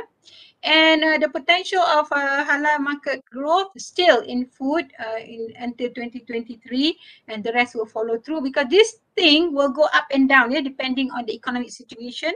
And you talk about Islamic growing fastest market, so you can see Asia Pacific, us, yeah, our area would be the biggest market value and demand. So because of the high population of Muslims growth, how many percent? So you can see the growth of this group, very strong group, and they are located all over the world. And COVID impact, food is the least impactful, halal pharmaceutical too, as well as media and recreation. Whereas Muslim friendly got affected very badly. So again, please take note, Middle East is the biggest because of the population. Southeast Asia also, South Asia is the biggest, followed by the Middle East, and the third would be Central Asia market. Then we look at the global market here. What would be the trend? They're looking for more convenience food and packaged food, all right? So the forecast is very big for the years to come, and these are the reason because of the rise of population as well as economic development. So in terms of halal, global halal food, a very high, strong cumulative aggregate growth rate, 5.87%. And read this article, okay, by Heza Research about the halal food market size, which you will never go wrong. So you can introduce Taiwanese halal food, okay, so that people can enjoy and appreciate the Taiwanese halal food in order for them to explore. Because like Malaysians and Indonesians, they love kimchi, they love sushi, they love ramen food. So what can Taiwan offer in terms of their varieties? So in terms of Malaysia, you can work with them because of their global halal hub, standard development, halal parks, talent development can be trained, and you can also visit other countries which also offer services, yeah, for you to get into the business. Japan has really gone into it. Okay, I really appreciate what they have done to our Olympic athletes, because they come with an open mind and heart. These are all the foreign, what do you call that, certification bodies. Okay, please take a look and search where Taiwan is over here. All right, so there are not many Taiwan certification bodies, and you can if you have one, it's easier to follow. So you can see other countries that already got recognized by JAKIM in order for you to do trading. Other than that, last few ones, Malaysia leads in the global halal standard. This is reported by the MOL magazine. So this is the amount of the ASEAN Muslim population, and it will grow bigger until the market value of 2.77 trillion. Other than that, in conclusion, we do hope that the government plays a bigger role in the industry for all countries, including Taiwan. Just like in Thailand, champions halal economy, and they presented it to the cabinet, and it becomes a royal project. Although it is not, and it become a government project, because of the world economy, it becomes a government interest, okay? So it is untouchable by other problem issues, yeah? So other than that, go into technology. Number third, go into the market segment and try to educate them, all right, to the youth of the future. And then the last few ones, supply chain automation, traceability is important. If there's any issue on non-halal, you know where to detect the problem.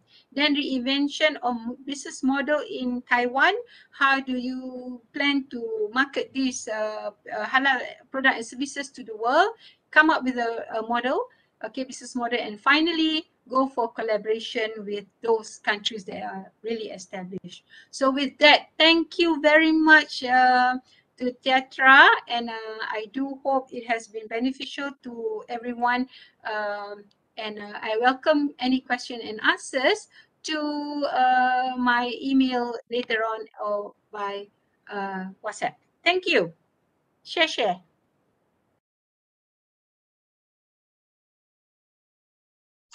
Good morning, everyone. My name is Ibrahim Oreagba. I am the chairman of the Halal Certification Authority, and I shall be discussing halal markets and marketing in Nigeria, Africa. This is a very interesting topic, and permit me to thank the organizers for this invitation, for inviting me to this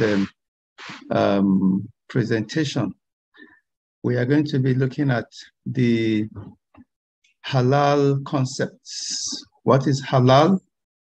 And we'll give an overview of halal.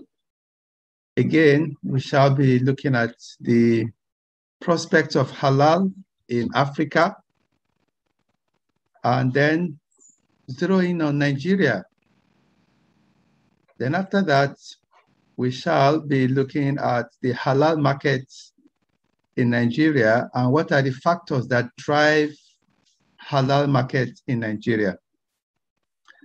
Then we shall look at the Halal Certification Authority, which is a leading certification body in Nigeria, as a case study amongst a few others in Nigeria.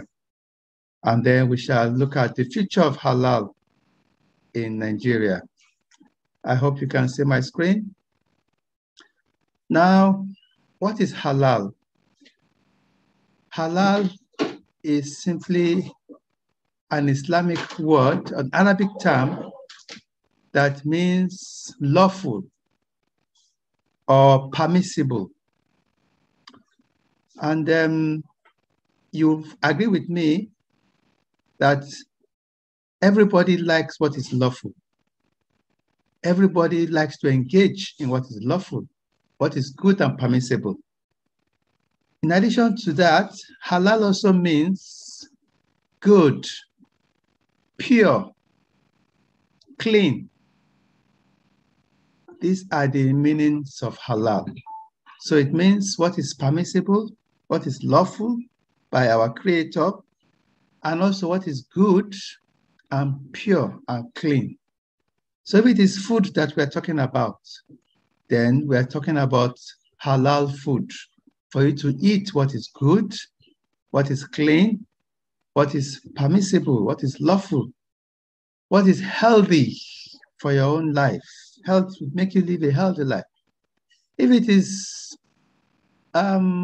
entertainment, then we are talking about halal tourism, halal hospitality. So this is engaging in a good entertainment, a lawful entertainment, a healthy entertainment. If it is dressing, it's the same thing. Halal dressing, halal fashion, what is good and lawful. If it is business or finance, we have halal finance. So halal simply helps you to live a good life, a healthy life. It helps to improve the quality of your life. Having talked about halal, we now go on to the source of halal. Where did it come from? The foundation of halal activities actually comes from the holy book of the Muslims, the Holy Quran, where the Almighty Creator, Almighty Allah, Almighty God says, "O men, eat the lawful and good things out of what is in the earth, and do not follow the footsteps of Shaitan," that is the devil. "Surely he is your open enemy." This Quranic phrase of emphasizing halal and tayyib simply means lawful and wholesome. So halal means lawful, tayyib means good things, wholesome, pure, healthy, and safe. These values are being considered and integrated into the halal system, into the halal market, as competition grows to provide better quality, better products to ethically aware consumers. Now we're going to be looking at the global markets, the global halal market. What really is happening in the global halal industry? In the global halal industry, we found out that it is an uncharted territory. It is a relatively new territory, new area, and it's attracting so many players. Now, why is this so? The reason is simple.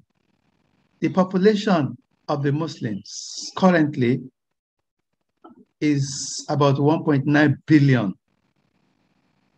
And if all of these people, or most of these people, are demanding halal, then it means that the products and services that they will demand must be halal. And so that makes a huge market. In addition to that, apart from the Muslims, there are many non-Muslims that also desire to take halal. They desire to eat halal because they know that halal means clean and pure and wholesome and also permissible. So we have 1.8 billion consumers, and the market of halal is a dynamic global market. It changes for good. It's improving, getting better and better every day. Again, in the halal markets, it cut across cultures, different cultural backgrounds, different cultural affiliations. It also cut across geographic locations. This is halal. Again, it cut across religious boundaries. So people of all religions, they engage in halal. Why? Because it is clean and it is lawful. So this creates a new market paradigm. And that is what we see. There are many people that are marketing halal. Many people are purchasing halal. And many people are involved in the halal market. So in the next slides, you will find that the worth of the halal market globally is really amazing. Now, the global halal industry, we are looking at the overview of the global halal industry. The global halal industry, which is the global halal market, is estimated to be worth around 2.3 trillion US dollars. I repeat, 2.3 trillion US dollars. That is really mind-boggling. And it is growing at an estimated annual rate of 20%. The industry is valued at about 560 billion US dollars a year, thus making it one of the fastest growing consumer segments in the world. The global halal market is expected to reach 2.6 trillion US dollars by the end of the year 2023. The halal industry has now expanded beyond the food sector to include pharmaceuticals, cosmetics, health products, toiletries, and medical devices as well. Service sector components such as logistics, marketing, print and electronic media, packaging, branding, and financing.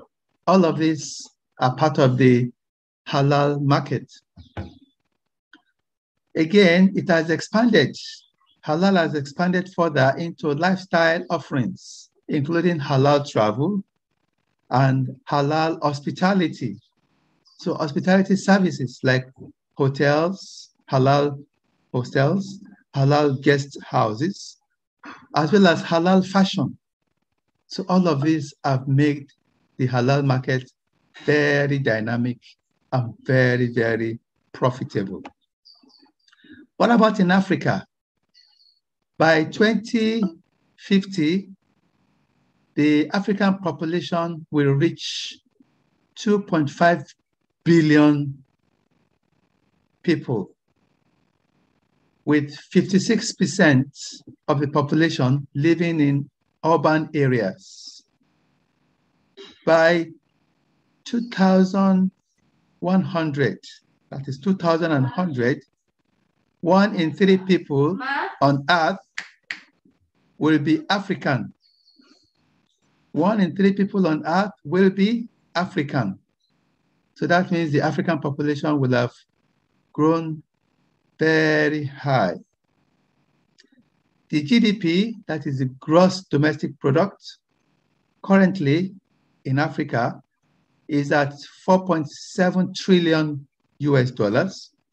And this is estimated to almost triple by the year 2050, resulting in increased purchasing power for African consumers.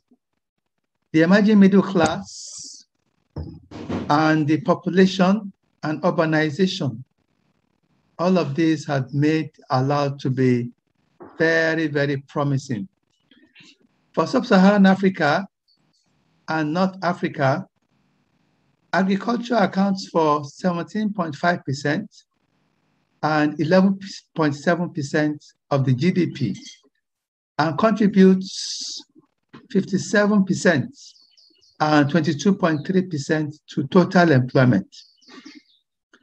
Livestock, that is meats and poultry, accounts for 25% of agricultural value added in Africa, and to 55% and 67% in North America and Western Europe, respectively.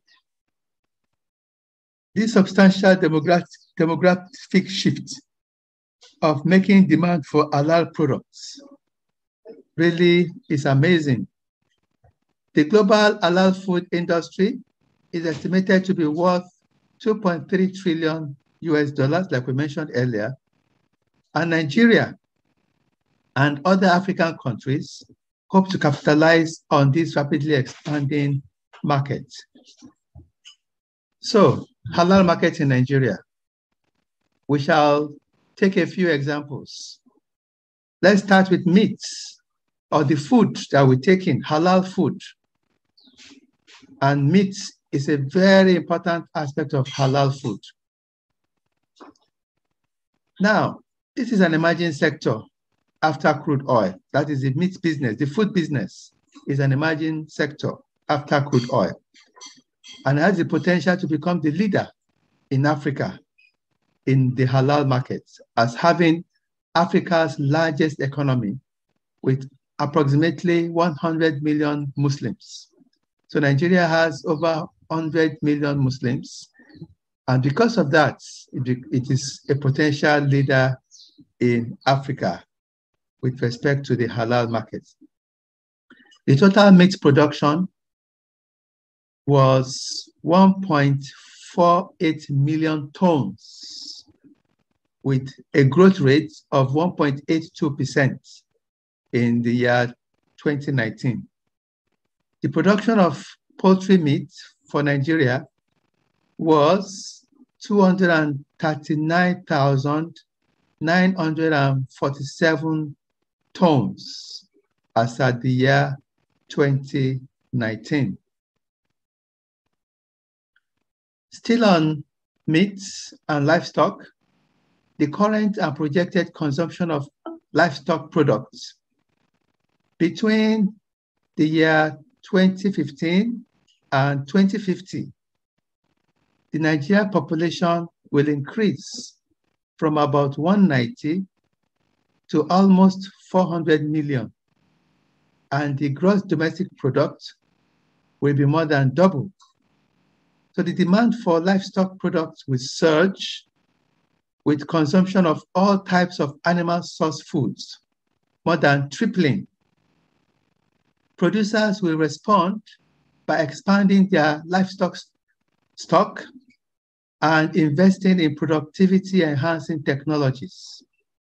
It is estimated that by the year 2050, beef production will increase by 233%, and poultry products by over 532%. Now, we have looked at the food, the meat. Let's look at finance. Nigeria is a latecomer to the global Islamic economy, despite having all the fundamentals for domestic development. Africa's largest economy, that is Nigeria, and we mentioned earlier that the population of the Muslims is around 1 million. This is more than Egypt, which is the continent's second most populated country. Still on halal markets in Nigeria and halal finance. Where Nigeria's Islamic economy has been more dynamic is Islamic finance, with 3 sovereign sukuk, that is the Islamic bond, issued for road construction. The first was in September 2017, raising over 100 billion naira, which is approximately 260 million US dollars. The second one was in December 2018 for the same amount, and the third was 150 billion naira, equivalent to 386 million US dollars in June this year. These sukuk have proven to be popular for infrastructure development in the country, and also the possibility of corruption is totally removed. None of the sukuk has been diverted for other purposes. They've been used for exactly what they were intended. And it has been a very successful story. Now, there are some banks that are also halal. We have halal banks like Jaiz Bank, which was one of the first Islamic bank in Nigeria. We also have the Taj Bank, which is also an Islamic bank, halal bank, which is based in northern Nigeria, Abuja. And we also have SunTrust Bank in northern Nigeria and Al Baraka Microfinance Bank.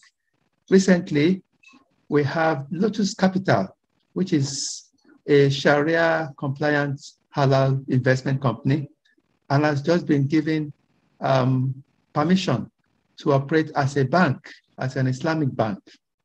Yeah, halal markets in Nigeria. Non-oil export products provide immense opportunities for the growth of the global halal market, and it's one area Nigeria can leverage and tap in to boost economic activities. In its presentation titled Future of Halal Market, Nigeria as Halal Gateway to Africa, that was the title of the presentation. At the event, Arabi, one of the scholars, explained that the critical sectors of the halal market are 61% food, that is in Nigeria, 26% pharmaceuticals, and 11% cosmetics, amongst others. So meaning that over half of the halal markets is on food. Nigeria could take its place as a gateway for the halal industry in Africa through better coordination between the government and private sector in creating a favorable environment for the sector to flourish, establishing more halal certification bodies to facilitate additional companies to be certified, and creating awareness on its potential, that is the potentials for halal, through seminars and conferences. Let me use this opportunity to invite everyone to the Halal Expo coming up here in Nigeria, in Abuja, in September 14th to 16th. So that is the Expo, Halal Expo Nigeria 2021. And it consists of over 50,000 visitors will be attending from several countries. Now, the essence of the Halal Expo Nigeria was to create awareness about the halal industry in Nigeria. Many Nigerians are yet to be aware of the strategic importance of the halal industry, especially to the economy. The Expo will bring to the knowledge of stakeholders, including the government, the need to key into this opportunity.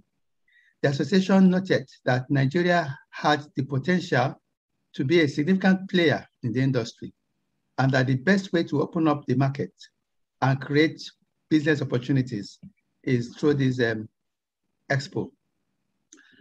Now, let's talk briefly about halal certification in Nigeria. Halal certification and related activities started in Nigeria a few years ago. The growing demand for Sharia-compliant goods makes Nigeria an ideal marketplace for halal products and services. In June 2018, the Standards Organization of Nigeria held a technical committee meeting of stakeholders to draw up a national halal standard. And Nigeria, in the Halal Certification Authority in Nigeria, was one of those certification bodies that was invited to make their contribution to the halal standard. So what is this halal certification process and standardization process in Nigeria? Because this is very key to having good quality products and therefore good markets. So if the certification process is very okay, if it is fine, if it is standard, then the products that will emerge, the halal product that will emerge, the halal certified product that will emerge will be of very good quality and therefore highly marketable. So that will increase the market share for the players. So the standards adopted in Nigeria by the Halal Certification Authority is the OIC SMIC standard and the MS 1500 2009 standard. And this is compatible with international standards all over the world. Now the certification process starts with applying for certification in 5 simple steps. The first one is to apply. The second one is to evaluate the application and then document the evaluation. And after that, the halal certification is approved. That is, the application is approved. And then there's a price quote. After that, there's an on-site audit and then certification decision. Now, during the audit, at the site of audit, there is an opening meeting with the management of the industry. And after that, the site inspection goes on. That is the plant inspection, step by step. And after that, there is documentation review and evaluation. After that, samples are collected and there is a closing meeting to give a feedback on the audit process. Post-site audits involve analysis of the sample, preparing and submitting a detailed audit report, and a review of the audit report by the Majlisul Ulama, that is a council of scholars, Islamic scholars.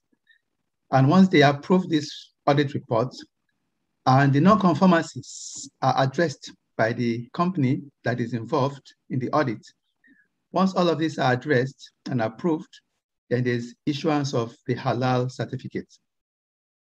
So we have a halal logo, that is the Halal Certification Authority. We have a logo and a label that is traceable to the Halal Certification Authority in Nigeria. The members of the Halal Certification Authority attended the MyHas and World Halal Conference in 2019 in Nigeria. This was a conference that was attended by over 10,000 visitors and over 300 sales booths. And we are hoping that we can replicate something like that here in Nigeria. What are the challenges in halal marketing?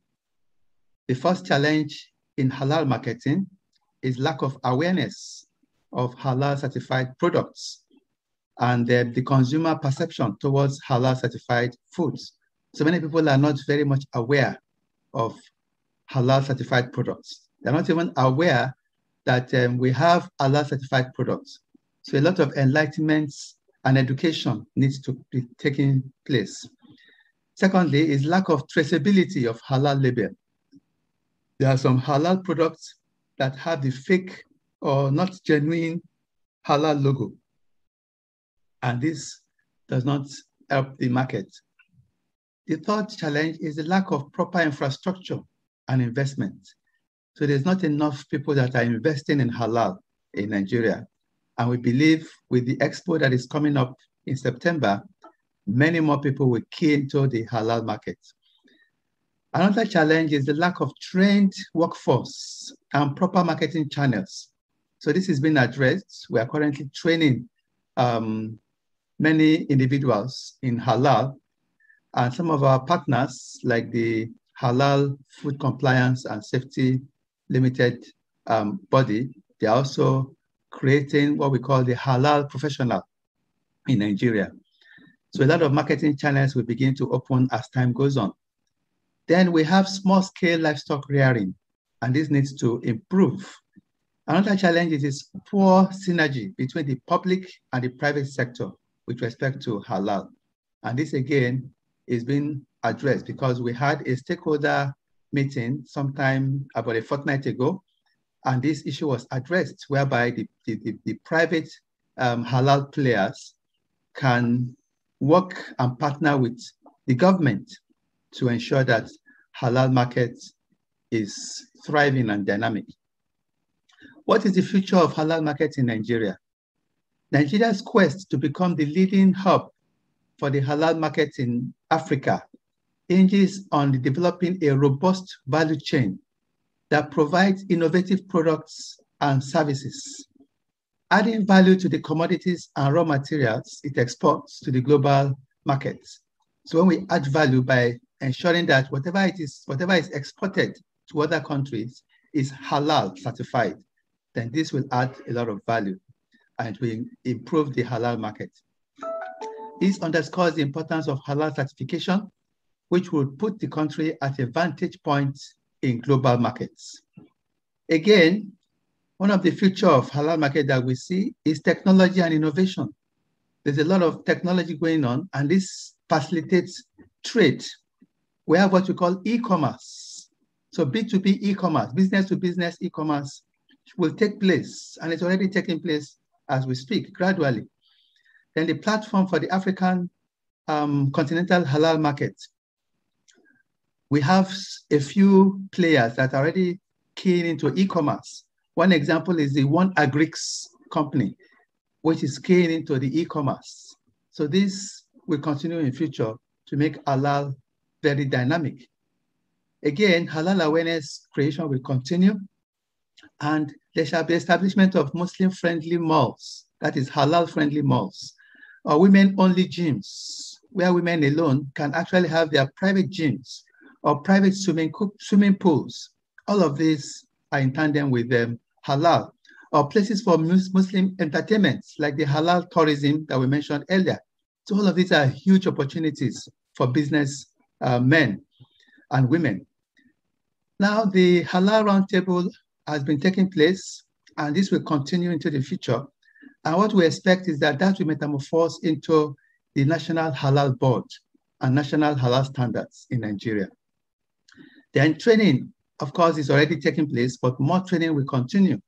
And I use this opportunity to invite everyone to our second International Halal Conference, which is coming up in October 2021. This will be a hybrid conference where we shall have experts to speak on different aspects of halal.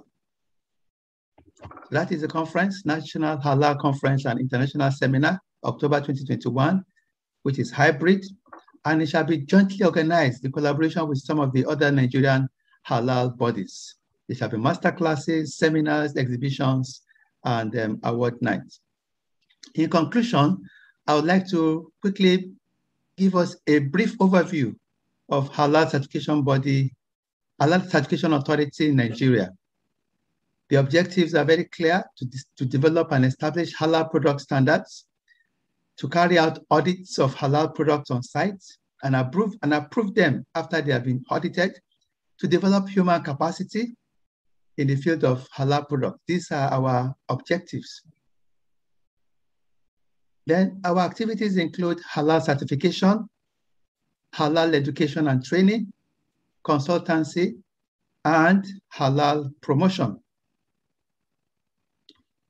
Some activities of the Halal certification authority in Nigeria include collaboration with the Standards Organization of Nigeria and the National Agency for Food and Drug Authority and Control. So these are standard bodies. These are regulatory bodies that we are partnering with to ensure that halal is well organized in Nigeria. Then we have certified some multinationals like the Flour Mills of Nigeria PLC, the GB Foods Africa. We've gone to Ghana to also certify the company in Ghana. Then Lasco Foods Limited. This is a confectionery company that is based in northern Nigeria, specifically Jos. Then we have Domino Pizza Kitchen. This is a multinational that has been certified halal, and is cut across the whole country in Nigeria. They have their outlets all over the country. Then Honeywell Flour Mills has also been certified by the Halal Certification Authority. And the Northern Nigeria Flour Mills. We also have the facility at Rome Oil and the Golden Pasta and Noodles. All of these are certification. These are companies that have been certified by the Halal Certification Authority in Nigeria. Royal Salt. We've also had partnership with the HDC Malaysia, that is a Halal Industry Development Corporation in Malaysia. We've had trainings with them and workshops, and many of our members have gone there for capacity building at the Global Halal Center in Malaysia. So with this, I want to thank you very much for your patience and listening. And I want to once again thank the Taiwan body for inviting me for this short presentation. I wish you all a wonderful day. Thank you very much, and God bless. Humophile technology, respecting natural life by bringing circular economy concepts into textile material. Let textile contribute to solve environmental problems and remain its original beauty. Hi everyone, this is Tracy from Humophile Bionic Fiber. Today I'm going to give you a brief introduction of these new textile materials with the circular economy concepts. As we are all based in Asia, you might know that we eat a lot of fish and have aquaculture fishery industry at coastline. The FAO data shows the fishing volume is increasing annually and had reached 170 million tons until 2018, include 82 million tons from the aquaculture fisheries. These aquaculture fish will clean by the fish factory and remove the fish scales as the waste and garbage. We can imagine there's a huge amount of food waste from the fish product. If factory bury them in the land, it will cause the soil acidification seriously. Or if they burn them, it will also cause the air pollution. Our founder, Dr. James Ho, created Humophile technology since 2012 that upcycle the fish scale from the waste and extract the amino acid from the fish scale and bound them with the textile materials like viscose, we name it beauty fiber, polyester, we name it Humophile T, and polyamide, we name it Humophile NCSU. After we have some ideas of Humophile's background, let's talk about the Humophile technology. Humor is Latin, means moisture, and fil is French, means yarn or material. We can see from the name that Humophile is the moisture materials. The most special thing of Humophile technology is that we're bounding the amino acid and textile materials with at the beginning, which means we change the molecule and become new materials with permanent features like wool and silk. That's why Umofil is bionic fiber. For textile industries, adopt Umofil bionic fiber can help to reduce the waste in the world, protect marine ecology, and avoid soil acidification, as well as provide premium value for the textile products.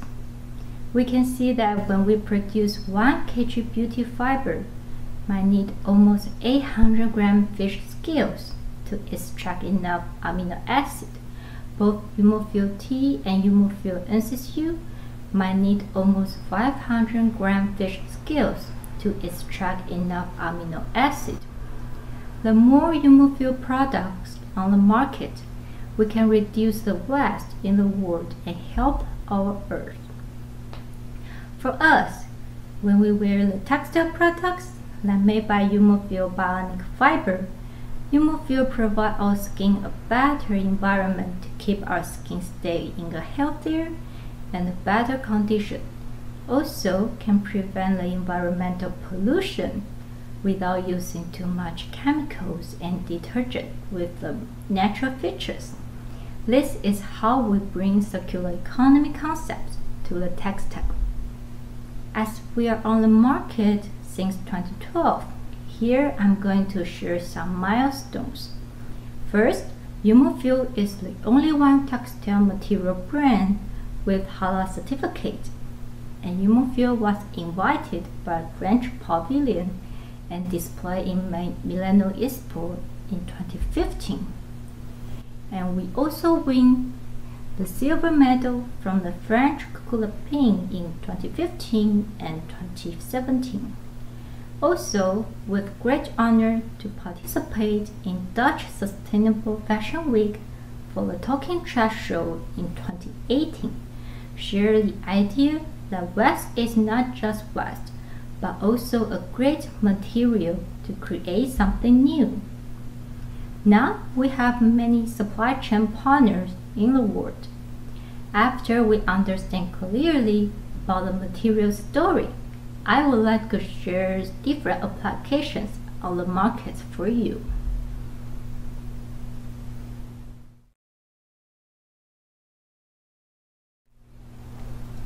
We can start from the shoes.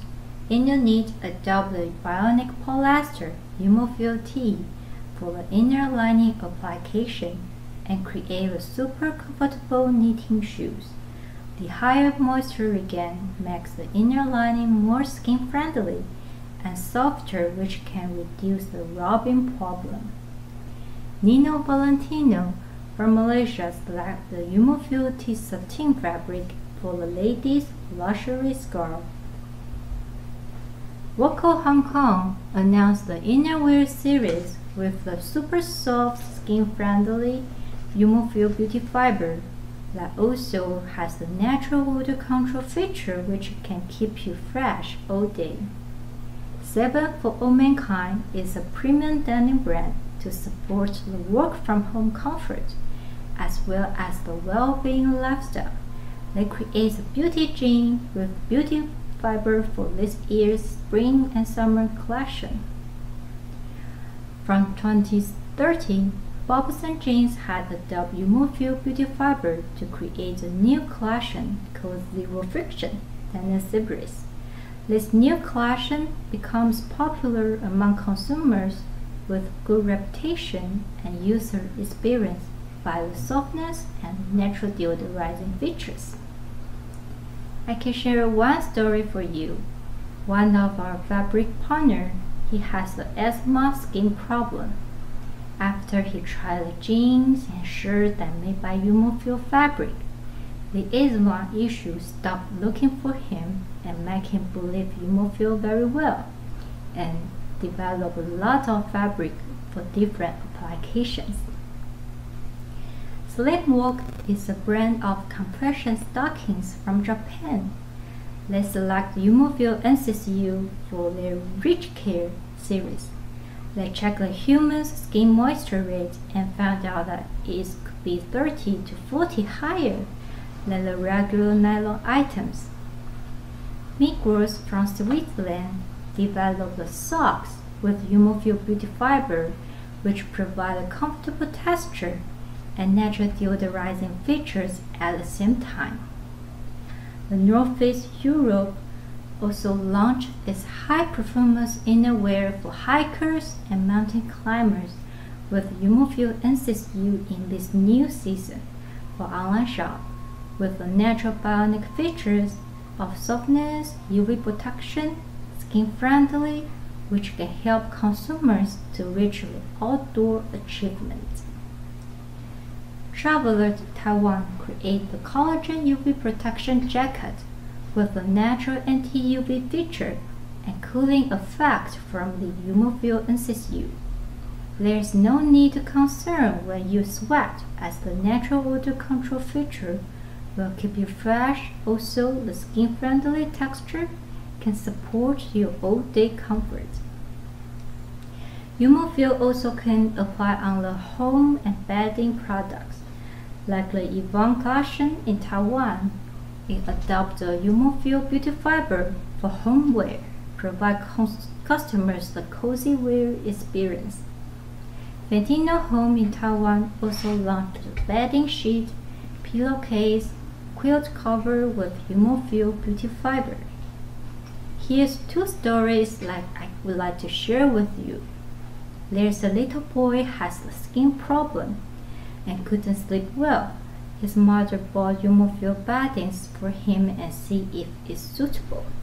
Fortunately, Humofil beauty fiber can calm his skin down and make him feel more comfortable.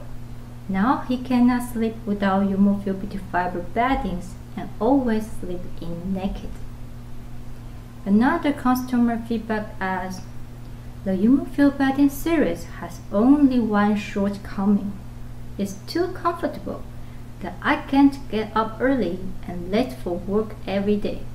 Well, I'm not sure if it's a good reason for you to adopt Humofil. For the mattress sticking, Humofil has mattress brand customers in Europe, Singapore, South Korea, with 100% Humofil beauty fiber on the surface and bring customers the luxury sleeping experience. We also collaborate with hospitals in Taiwan that offer Humofil beauty fiber mattress sticking fabric for the bedridden patients and elders.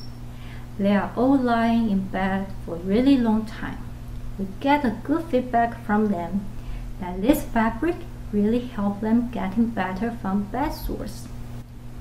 As we are all in the COVID-19 pandemic period, some brands develop the functional and reusable skin-friendly fabric mask with Humofil bionic fiber at the skin touch side and offering the whole day comfort.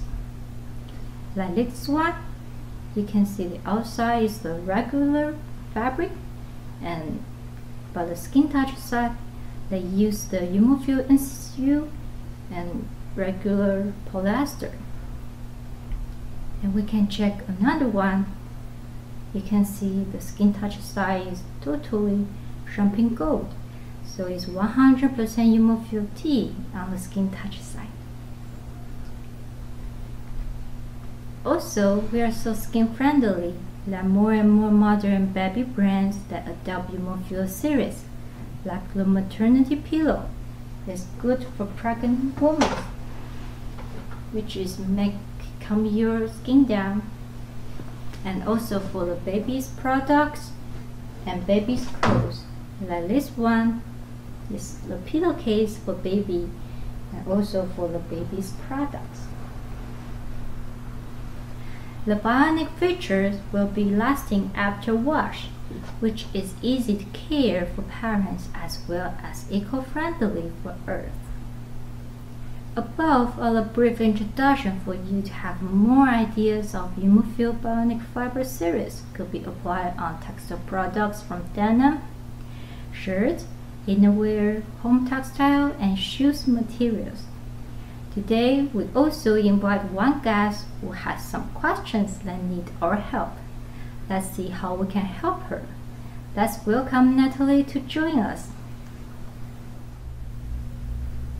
Hello, Natalie. Hello, Tracy. I have a question for you. Okay. I used to develop my bedding products with the natural materials like cotton and lyocell. Can Humorfeel also interweave with this kind of natural materials? Absolutely, yes. I have some products I can share with everybody. Like this one is the pillowcase for baby.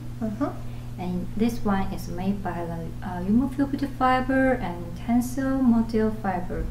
So you can feel the texture is really soft. Oh, it does. I don't know you have developed so many baby's products. Yes, we have a lot. And next one is the pillowcase that I would like to share with you. Then this is made by beauty fiber and also tensile lyocell fiber. So you can see the shiny sheen as well as the silky texture. Oh, I really like its texture. It looks luxury. Yes, most of customers said that, oh, it really looks like the real silk. And next one, although this is the baby clothes, but it's made by tensile lyocell fiber and our Humorfeel NCCU. You know that baby's temperature is higher than us. So they choose the cooling effect materials to produce this product. I guess it must be very breathable for the babies. Yes. So they can sleep very well from day to night. Yes, of course. We got many good feedback from the parents. And also next one, I think is more familiar to you. This is the eye mask. And this product is also made by tensile lyocell fiber and Humorfeel beauty fiber and made by the seamless machine.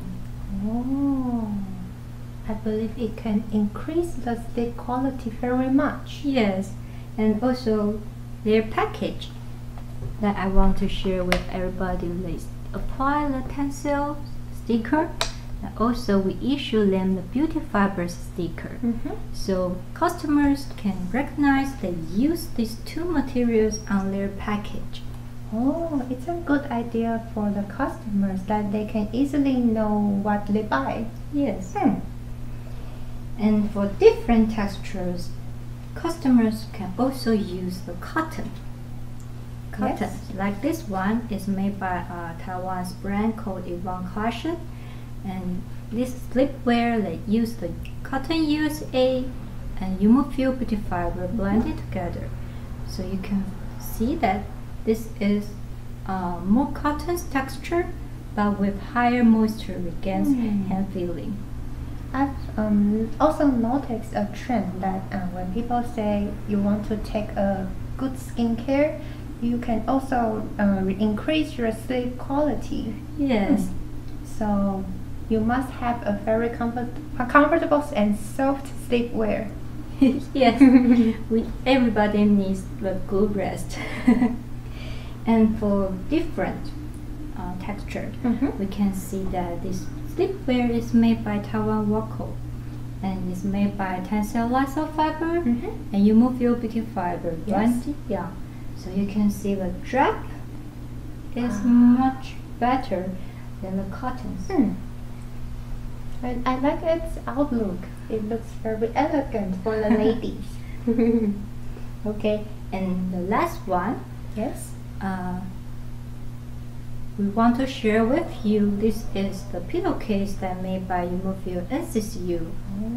So the cooling effect is really strong and really suitable for summer's application. Oh, I already want to bring into doing the outdoor activities. Can I bring it home? No. Okay. Oh, I've have another question want to ask that I've noticed there are some wadding applications of Humorfeel. Can you give us more information about it? Yes. For our wadding, this is our wadding, so everybody can see that this is jumping gold color. Yes. So you can guess that this is made by our polyester, and for the wadding is staple polyester. So the jumping gold is without dyeing.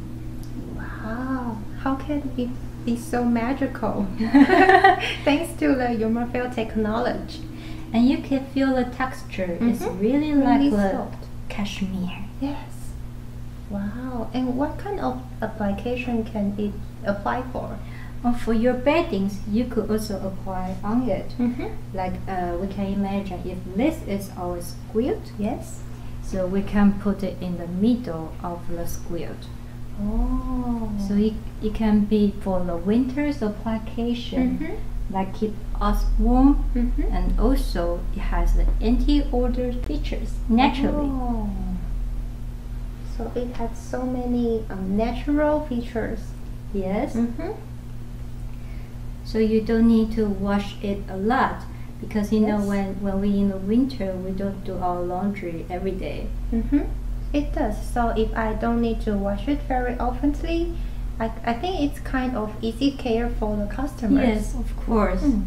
And also for the winter's clothes, that it can keep us warm. Oh. So this kind of application is also suitable for the wadding application. Yes.